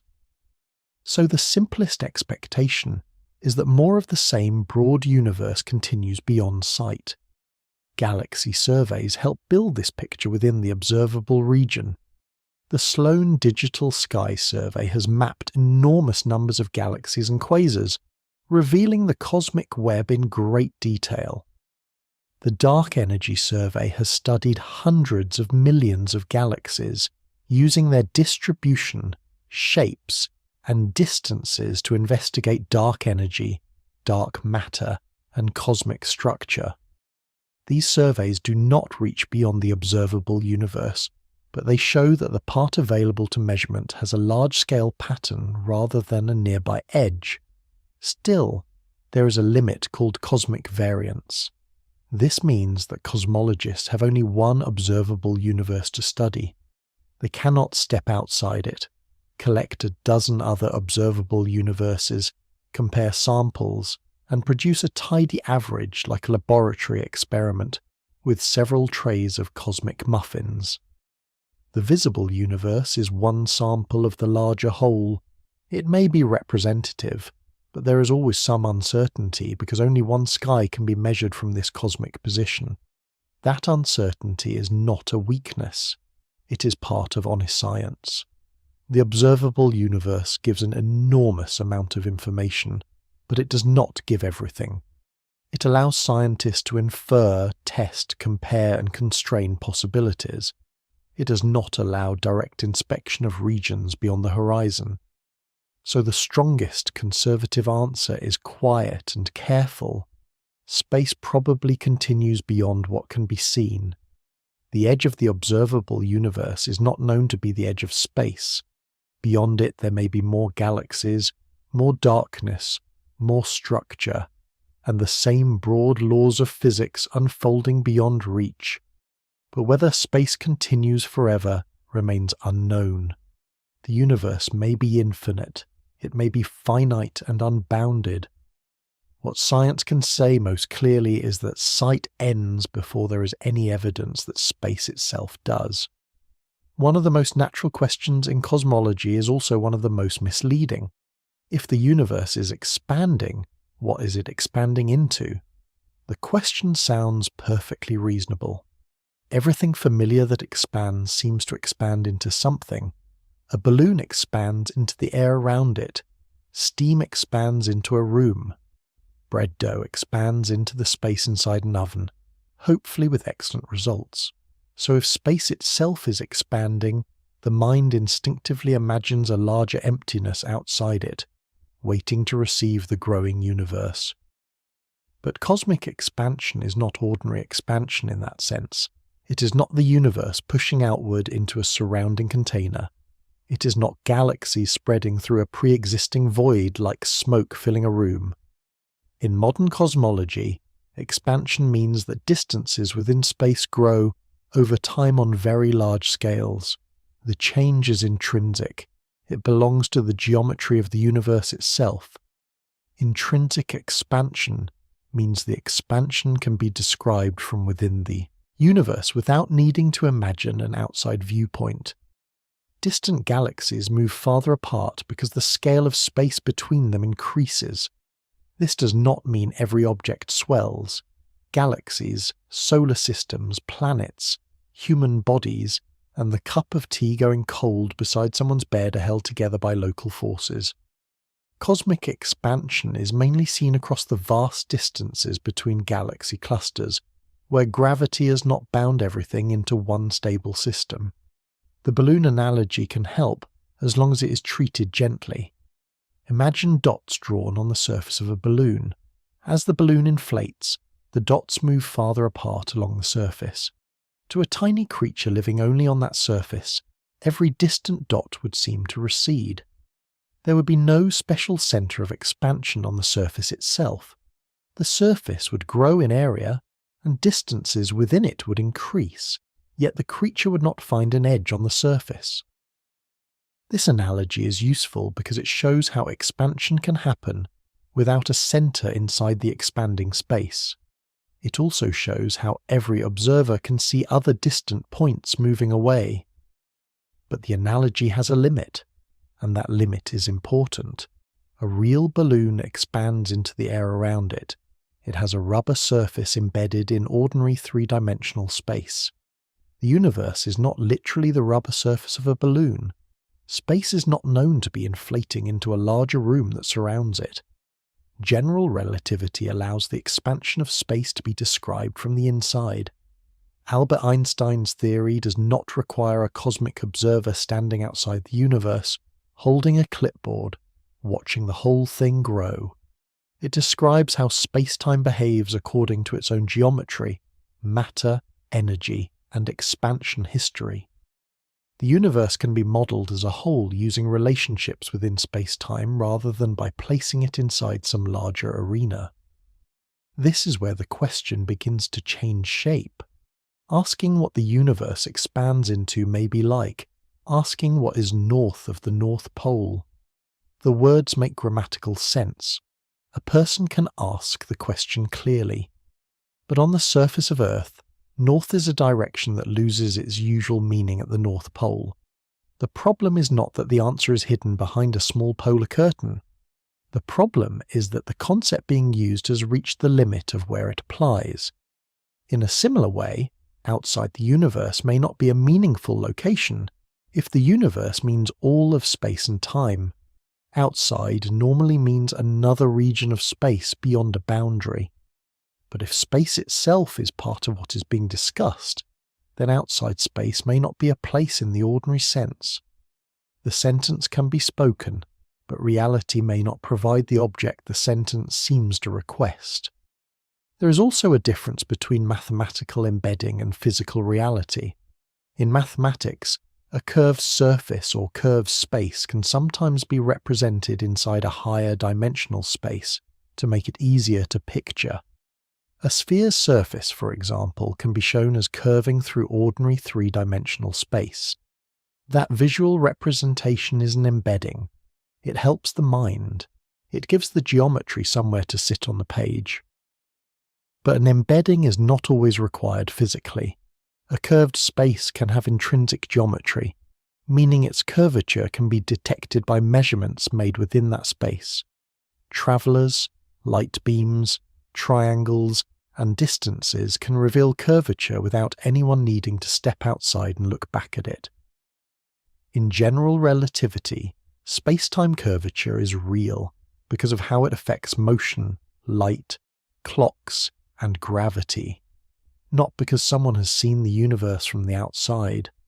This distinction is easy to miss because visual imagination loves external viewpoints. To picture a curved surface, the mind wants to hover above it. To picture an expanding universe, the mind wants to place it in a dark surrounding room. But the universe may not offer that kind of viewpoint. There may be no larger emptiness into which space grows. There may only be space itself, changing internally. So the universe may be expanding without expanding into anything. That answer can feel unsatisfying at first, because it removes the familiar picture. But it is also the answer that fits the structure of modern cosmology most carefully. Expansion is not a movement of the universe through an outside, it is a change in the distances within the universe. This connects directly to whether space ever ends. If space were an object expanding into a larger container, then it would be natural to ask where its outer surface is, what lies beyond it, and whether it might eventually reach a boundary. But if space is not that kind of object, the question becomes different. Space may not end because it may not need a surrounding outside at all. The universe may not be a thing inside a place. It may be the place, expanding according to its own geometry, with no outer wall required. Horizon feels like an edge, because it behaves like one from where you stand. On Earth, the horizon is the farthest line the eye can see, before the curve of the planet hides what lies beyond. It looks like the world has drawn a boundary around itself. The sky seems to meet the land or the sea, and everything past that line disappears. Yet the horizon is not a wall. Walk toward it, sail toward it, or fly toward it, and the line retreats. The world continues. The limit belongs to sight, not to the existence of the ground or ocean beyond. This simple earthly experience is one of the best ways to approach cosmic horizons. In cosmology, a horizon is not necessarily a place where space physically ends. It is a limit on what can be seen, reached, influenced, or known from a particular position in the universe.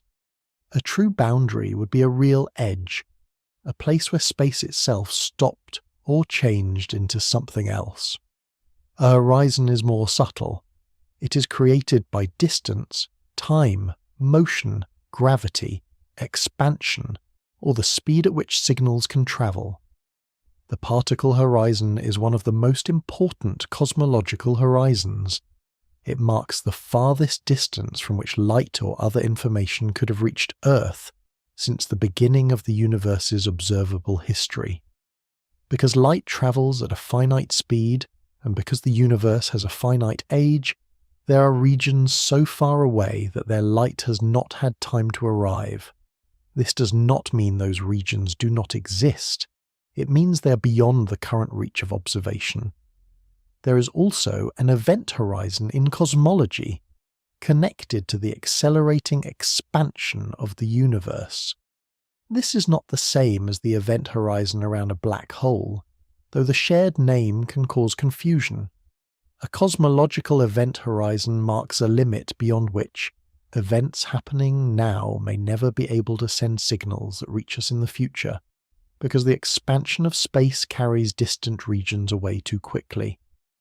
Those galaxies may still exist. Their stars may still burn. Their planets, if they have any, may continue quietly orbiting. But from our cosmic address, future contact may become impossible. Black hole event horizons provide a useful comparison, as long as the difference is kept clear. Carl Schwarzschild found an exact solution to Einstein's equations describing the spacetime around a spherical mass, and this work helped lead to the modern understanding of black holes. Around a black hole, the event horizon is a boundary in spacetime beyond which light cannot escape to distant observers. Stephen Hawking later showed, through quantum field theory and curved spacetime, that black holes are linked to a faint process now called Hawking radiation. A black hole horizon is tied to intense gravity and escape. A cosmological horizon is tied to expansion, distance, and the large-scale behavior of space-time.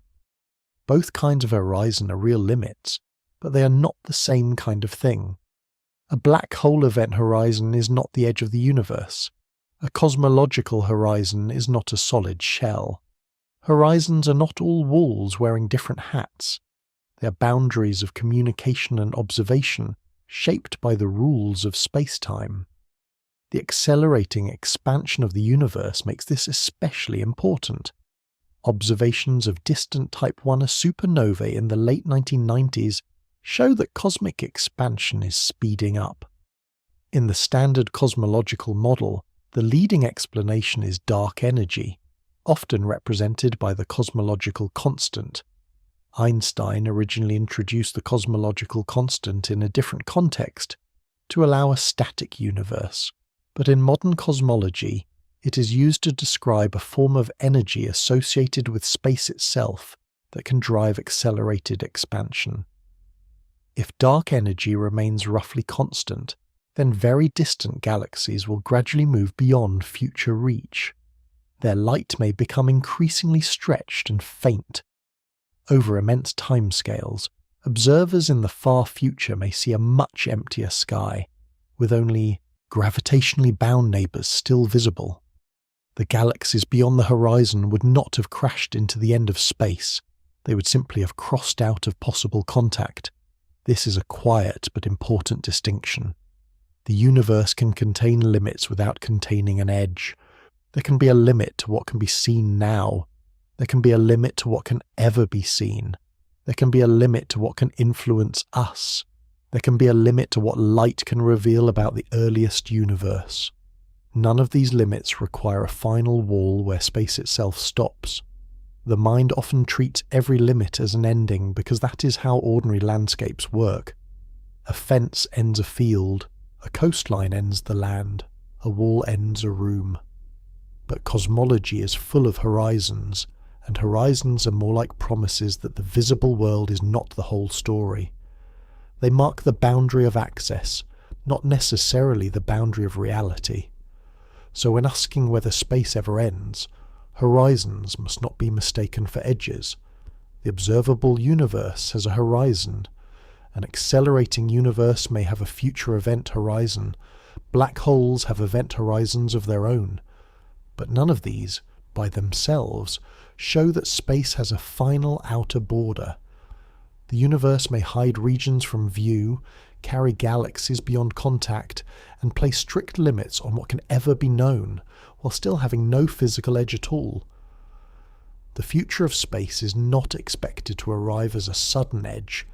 There is no standard picture in which the universe expands until it strikes a wall, reaches a final border, or discovers that the cosmic map has run out of paper. Instead, current cosmology points toward a quieter and much stranger future. Space continuing to expand, galaxies drifting farther apart, and the universe becoming colder, darker, and more isolated over almost unimaginable timescales. The standard model used to describe this large-scale history is called lambda cold dark matter. In this model, the universe contains ordinary matter, dark matter, radiation, and dark energy. Ordinary matter makes stars, planets, gas, dust, and the familiar material world. Dark matter appears to provide extra gravity that helps shape galaxies and galaxy clusters, though its particle nature is still unknown. Dark energy is the name given to whatever is driving the accelerated expansion of the universe. In the simplest version, dark energy behaves like the cosmological constant, a steady energy associated with space itself. This picture became especially important after observations of distant Type 1a supernovae in the late 1990s. Two research groups, the Supernova Cosmology Project and the High Z Supernova Search Team, found that the universe's expansion was not slowing down as expected, it was speeding up. Type 1. A supernovae are useful because they can act as standardizable candles, meaning their brightness can help estimate cosmic distances. When those distances were compared with their redshifts, the result pointed toward accelerated expansion. That discovery changed the expected future of the universe. If dark energy remains roughly constant, distant galaxies will continue to recede from us faster and faster over cosmic time. Not every galaxy will disappear from view immediately, and not every object is being pulled apart by expansion. Gravitationally bound systems such as the Milky Way, the Andromeda Galaxy, and nearby smaller galaxies remain held together. But galaxies far outside our local gravitational neighbourhood will gradually become harder to see, their light stretched, dimmed, and carried beyond future contact. From the viewpoint of any surviving observers in the very distant future, the observable universe would become increasingly lonely. The grand cosmic web visible today would fade from practical reach. Distant clusters would slip beyond the cosmological event horizon. Their light would become redder and fainter until they effectively vanished from the sky. They would not have reached the end of space. They would simply have crossed beyond the range of possible communication. The most widely discussed long-term future is often called the Big Freeze, or heat death. This does not mean the universe freezes like a pond in winter, with a neat layer of cosmic ice and possibly a very confused duck. It means usable energy becomes more and more spread out. Stars gradually burn through their fuel. New star formation slows as gas supplies are used up or dispersed. Massive stars die first. Smaller stars last much longer, and over vast timescales even the longest-lived stars fade. Eventually galaxies become darker. Stellar remnants such as white dwarfs, neutron stars, and black holes dominate what remains. Black holes themselves may slowly lose mass through Hawking radiation, if the current understanding is correct, though for large black holes this happens over timescales so enormous that ordinary cosmic history looks brief by comparison. The general direction is toward lower usable energy, greater dilution, and a universe increasingly close to thermal equilibrium. This is not space ending. It is space becoming emptier, colder, and less connected. The distances continue to matter. The geometry continues to exist. But from the perspective of observers, the universe becomes less generous with light and information. The sky would not reveal the same rich history that it reveals today. The evidence for the Big Bang, the cosmic microwave background, and distant galaxies could become much harder, perhaps impossible, for future civilizations to access. There are more speculative alternatives. In a Big Rip scenario, dark energy would grow stronger over time until it eventually overcame galaxies, stars, planets, and even atoms. This is not the current standard expectation, because observations do not require dark energy to behave in that extreme way. Another possibility is that dark energy might change with time, leading to a different cosmic future. It could weaken, strengthen, or behave in some way not captured by the simplest cosmological constant. These ideas remain under investigation, but the steady dark energy picture remains the most conservative fit within the standard model. The important point is that the far future does not point toward a hard edge. It points toward changing conditions within space. Expansion may continue, horizons may grow more severe, galaxies may fade from one another's skies, light may thin into darkness, But none of this means the universe has found a wall. So the future of space deepens the answer rather than closing it. Space may not end by reaching a border. It may simply keep expanding, carrying distant regions out of contact and leaving each surviving island of matter more alone. The end, if that word belongs here at all, may not be an edge in the distance. It may be the gradual fading of connection across a universe that still goes on. So far, the question has mostly looked outward. Does space have an edge somewhere beyond the farthest galaxies? Is there a final wall, a last horizon, a place where distance itself runs out? But there is another direction in which the same mystery appears. Instead of asking whether space ends outward, it is natural to ask whether space began. This is a different question, but it is connected. If space itself has a beginning, then perhaps that beginning is also a kind of boundary. Not a boundary one could travel toward in a spacecraft, but a boundary in time, physics, and explanation. The difficulty is that the beginning of space is not like the beginning of a road, a book, or a film. Space and time are part of the physical universe being described. So asking what happened before space and time may be more subtle than asking what happened before breakfast, which is usually easier and involves fewer singularities. Albert Einstein's general theory of relativity gives the most successful classical description of gravity and the large-scale structure of the universe.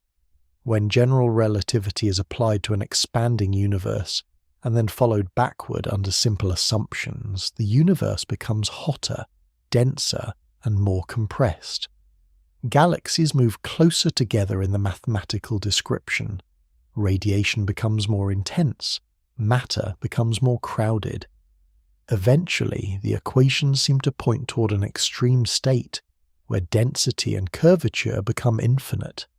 This is often called a singularity. But a singularity should be handled carefully. It is not necessarily a real physical object, like a tiny bead containing the universe.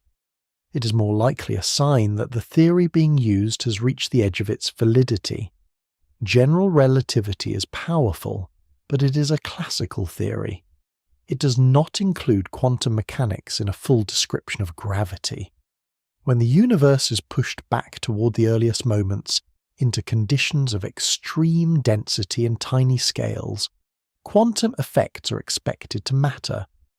The singularity may, therefore, be less like a known thing and more like a warning label from the mathematics, saying that the current tools are no longer enough. This became especially important through the Hawking-Penrose singularity theorems. Stephen Hawking and Roger Penrose showed that, under broad conditions, singularities arise naturally in classical general relativity. Their work was not merely about the Big Bang. It also applied to black holes, and showed that singularities were not just strange artifacts of overly simple models. They were a deep feature of the theory when gravity becomes extreme. This made the problem sharper. If general relativity points towards singularities, then physics needs a deeper theory to understand what those singularities really mean. The earliest period usually discussed in this context is the Planck era. This refers to the first tiny fraction of cosmic history, around 10 to the minus 43 seconds after the beginning, as described by standard cosmological time. That phrase is not pleasant for voiceover, so it helps to think of it simply as a time so brief that ordinary intuition has no useful furniture to put inside it. During the Planck era, quantum gravity is expected to be essential. Gravity, quantum mechanics, space, and time may all need to be described together. Current tested physics cannot confidently explain that regime. This is where several candidate ideas appear, each intriguing, each incomplete. Loop quantum cosmology suggests that quantum effects might prevent a true singularity, perhaps replacing the beginning with a bounce from an earlier contracting phase.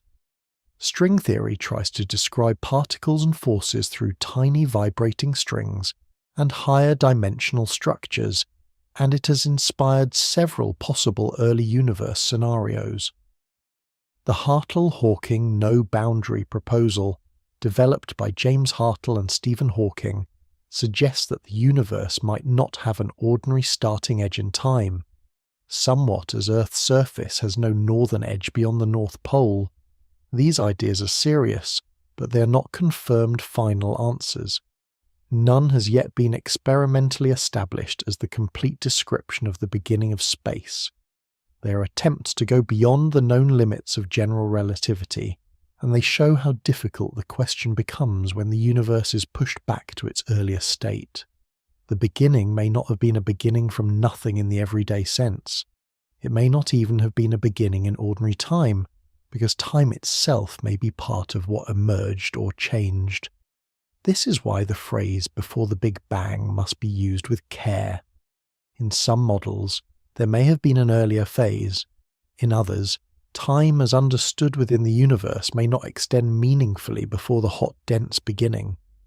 In still others, the question may need to be replaced by a deeper description where ordinary time is not fundamental. The answer depends on physics that remains unfinished. So the universe may resist boundaries in both directions. Outward, space does not appear to end at a wall. Backward, the earlier state of space may not be a simple starting line.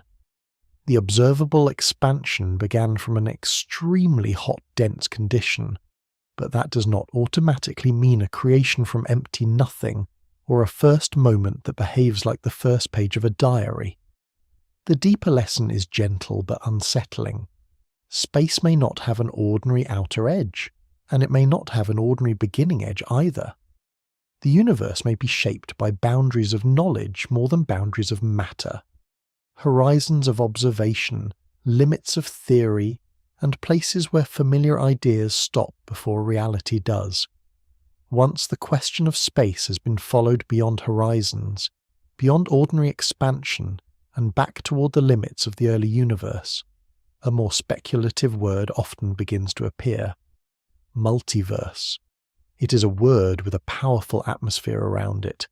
It sounds like a doorway opening onto endless cosmic rooms, each with its own stars, its own histories, and possibly its own deeply confused version of someone trying to understand tax paperwork. But in science, powerful words need careful handling. The first thing to say is that multiverse ideas are not required to answer whether space ever ends. The well-supported core of modern cosmology already gives a strong and cautious picture. The observable universe has a horizon. That horizon is not known to be an edge. Space may continue far beyond sight. The total universe may be infinite, or it may be finite without a boundary. None of those possibilities requires other universes to exist. Multiverse ideas enter when cosmologists ask whether the universe seen from Earth might be only one region within a much larger framework. Some versions grow naturally from inflationary cosmology. Cosmic inflation is the idea that the very early universe underwent a brief period of extremely rapid expansion. Alan Guth, Andrei Linde, Alexei Starobinsky, and others developed inflation to explain puzzles such as the large-scale smoothness and near-flatness of the observable universe. In some inflationary models, inflation may not end everywhere at once. It may stop in certain regions, allowing hot Big Bang conditions to begin there while continuing elsewhere. This is known as eternal inflation. In that picture, separate bubble universes could form within a much larger inflating background.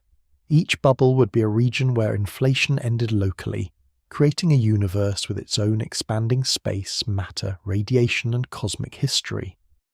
Alan Guth and Andrei Linde have both been important figures in discussions of inflation and its possible multiverse consequences. But it is essential to say the quiet part clearly. Other bubble universes have not been directly observed. No telescope has photographed one, no spacecraft has bumped into one, no one has opened a cosmic door and found another universe politely standing behind it. Eternal inflation is a serious theoretical idea, but its more distant consequences are difficult to test. This is where language matters. The word multiverse does not always mean the same thing. In inflationary cosmology, it can mean many bubble universes produced by eternal inflation. In quantum theory, the phrase many worlds refers to a particular interpretation of quantum mechanics associated with Hugh Everett, where all possible outcomes of quantum events are treated as real branches of the wave function.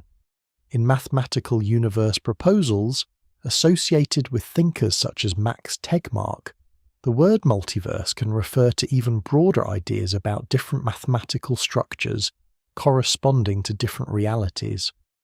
These are not interchangeable ideas. They come from different problems, different theories, and different levels of testability. An inflationary multiverse is connected to early universe cosmology.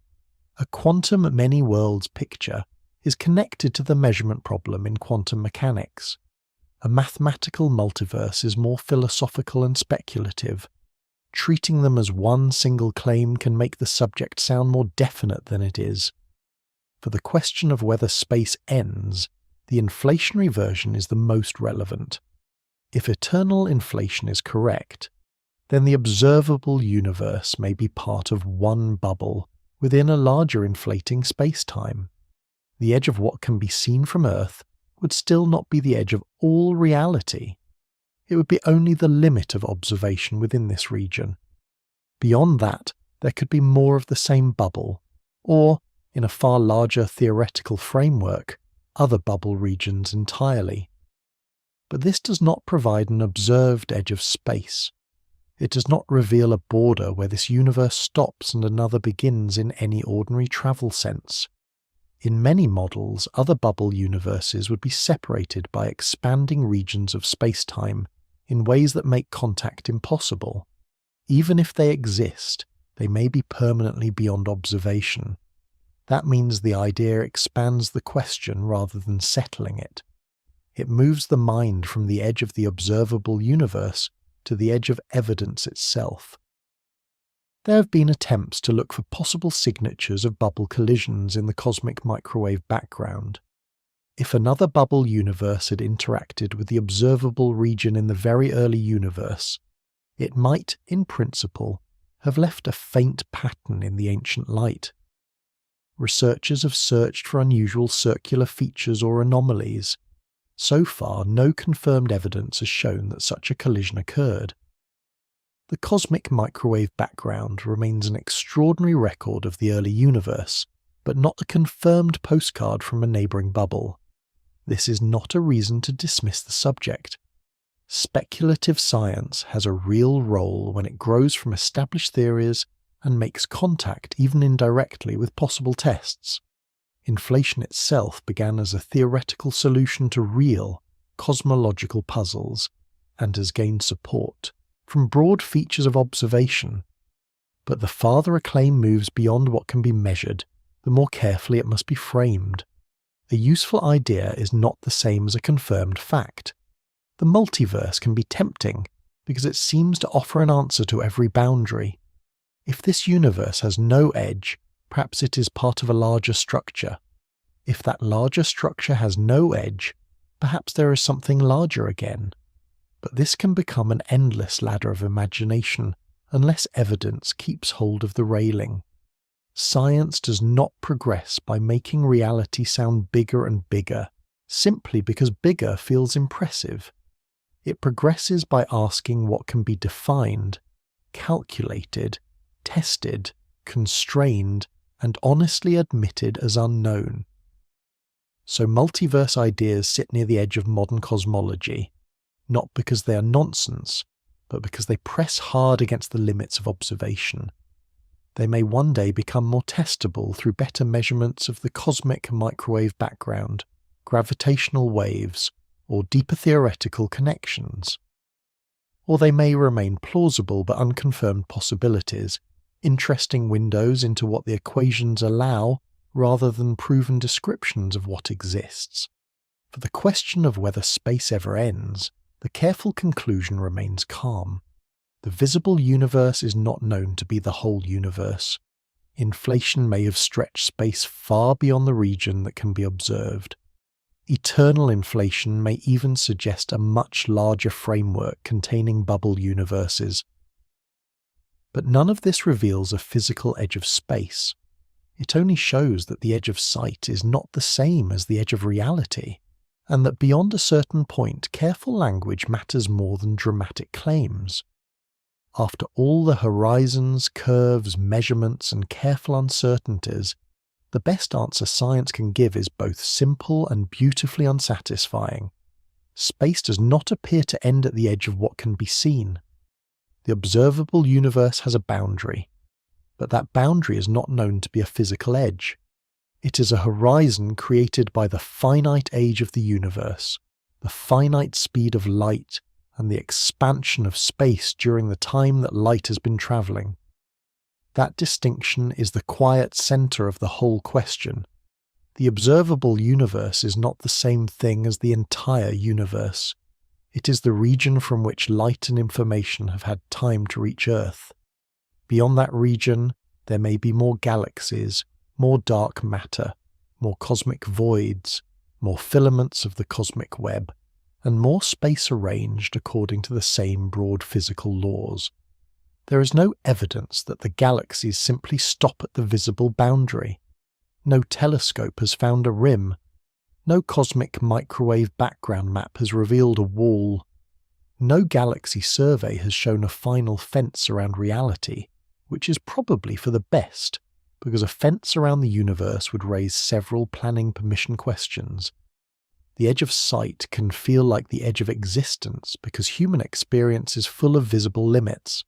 A horizon looks like the end of the world until movement reveals that it was only the limit of a viewpoint. The same idea applies on a cosmic scale. The particle horizon marks the limit of what can currently be observed from here, not the place where space itself is known to stop.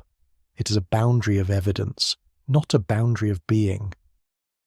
Current observations also suggest that the observable universe is very close to spatially flat. Measurements of the cosmic microwave background, by missions such as the Wilkinson Microwave Anisotropy Probe and the European Space Agency's Planck satellite, show that across the region available to measurement, space behaves almost exactly like flat geometry on the largest scales. Parallel paths remain nearly parallel. Large-scale triangles behave very close to the way ordinary Euclidean geometry would predict. The universe, at least in the part that can be studied, does not show strong positive or negative curvature. A flat universe is consistent with infinite space. If space is truly flat and infinite, then the answer to the title is direct. Space does not end. There would be no final distance, no last coordinate, no outermost galaxy beyond which reality gives up and goes home. However, consistency is not proof. A universe can look extremely flat across the observable region and still be part of a much larger curved whole. A small patch of Earth can look flat beneath a person's feet, even though Earth as a whole is spherical. In the same way, the observable universe may be too small a patch to reveal the full global shape of space. That leaves another serious possibility. Space might be finite but unbounded. It could have a limited total volume without possessing an edge. The surface of Earth gives the simplest analogy, though not a perfect one.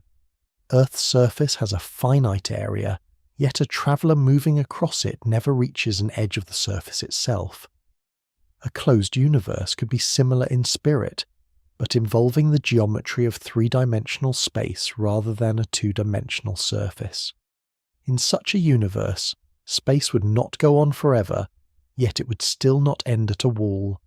This is why the most honest answer is not a simple yes or no. Science does not currently show that space ends. It also does not directly prove that space is infinite. The best supported conclusion is narrower and more careful. No known evidence points to a physical edge of space. The boundary of the observable universe is a horizon. The total universe may be larger than the visible part, perhaps vastly larger. It may be infinite, it may be finite and unbounded. But the ordinary picture of a cosmic wall, shell, rim, or final border is not part of what modern observations reveal. Future measurements may tighten this answer. Galaxy surveys can map the large-scale structure of the universe with greater precision, tracing how matter clusters across cosmic time. Continued analysis of the cosmic microwave background can test curvature, topology, and early universe models more carefully. Gravitational wave astronomy may eventually open new ways of studying the early universe and extreme spacetime. Theoretical cosmology will keep refining the possible shapes, histories, and limits of space, especially where general relativity, quantum physics, and cosmic expansion meet. Still, some uncertainty may remain permanently out of reach. If parts of the universe are forever beyond the horizon, no observation from Earth can simply collect their light. Science can infer, constrain, and test models, but it cannot pretend to see beyond every limit. That restraint is not weakness. It is what makes the answer trustworthy. So, does space ever end? Perhaps not. Space may continue without limit, stretching beyond every horizon into an infinite universe. Or space may be finite in a way that has no edge, curving or connecting back on itself through a geometry too large to see fully from here. What science can say clearly is that the edge people most often imagine is not the edge science observes. The visible universe ends in a horizon, not a wall. Beyond sight, the universe may still continue, quiet and immense, keeping its full shape just out of reach. So, does space ever end? The calmest answer science can give is that space does not appear to end in the ordinary sense. There is no evidence for a cosmic wall, no known rim around reality, no shell holding the galaxies inside, and no final border where distance simply stops. The universe may have limits to what can be seen, reached, or measured, but those limits are not the same as an edge of space itself. That distinction has been quietly present all along. Human beings are used to edges because everyday life is full of them. Rooms, maps, screens, oceans, mountains, planets, and horizons. But the universe does not have to behave like an object inside a larger room. Curved geometry shows that something can be finite without having a boundary. The observable universe shows that sight can have a limit without existence ending there. The Big Bang shows that the universe was once hotter and denser everywhere we can trace it. Not that it exploded from one point into empty space. Cosmic expansion then deepens the picture. Space can expand through changes in its own geometry, without needing a surrounding outside. General relativity gives that idea its strongest foundation, describing gravity, expansion, and cosmic shape through space-time itself. Measurements of the cosmic microwave background, galaxy surveys, and large-scale structure suggest that the observable universe is very close to flat, though that does not prove the total universe is infinite. A very large closed universe could still appear nearly flat from inside the small region visible to us. There are several serious possibilities. Space may be infinite, continuing forever beyond every horizon. Space may be finite but unbounded, with no edge despite not being endless. Inflation may have stretched the universe far beyond what can ever be observed. Horizons may hide regions forever. Dark energy may carry distant galaxies beyond future contact. The earliest moments may require quantum gravity, where even the idea of a beginning becomes difficult. Speculative multiverse ideas may widen the picture further, but they remain beyond direct evidence. So the mystery is not a failure of science. It is what happens when a small observing species tries to understand a universe larger than the region light has revealed. Science can say what the evidence supports. It can also say where the evidence stops. The edge of space may not be a wall waiting in the distance. It may be the quiet boundary between what the universe has shown us and what still lies beyond sight.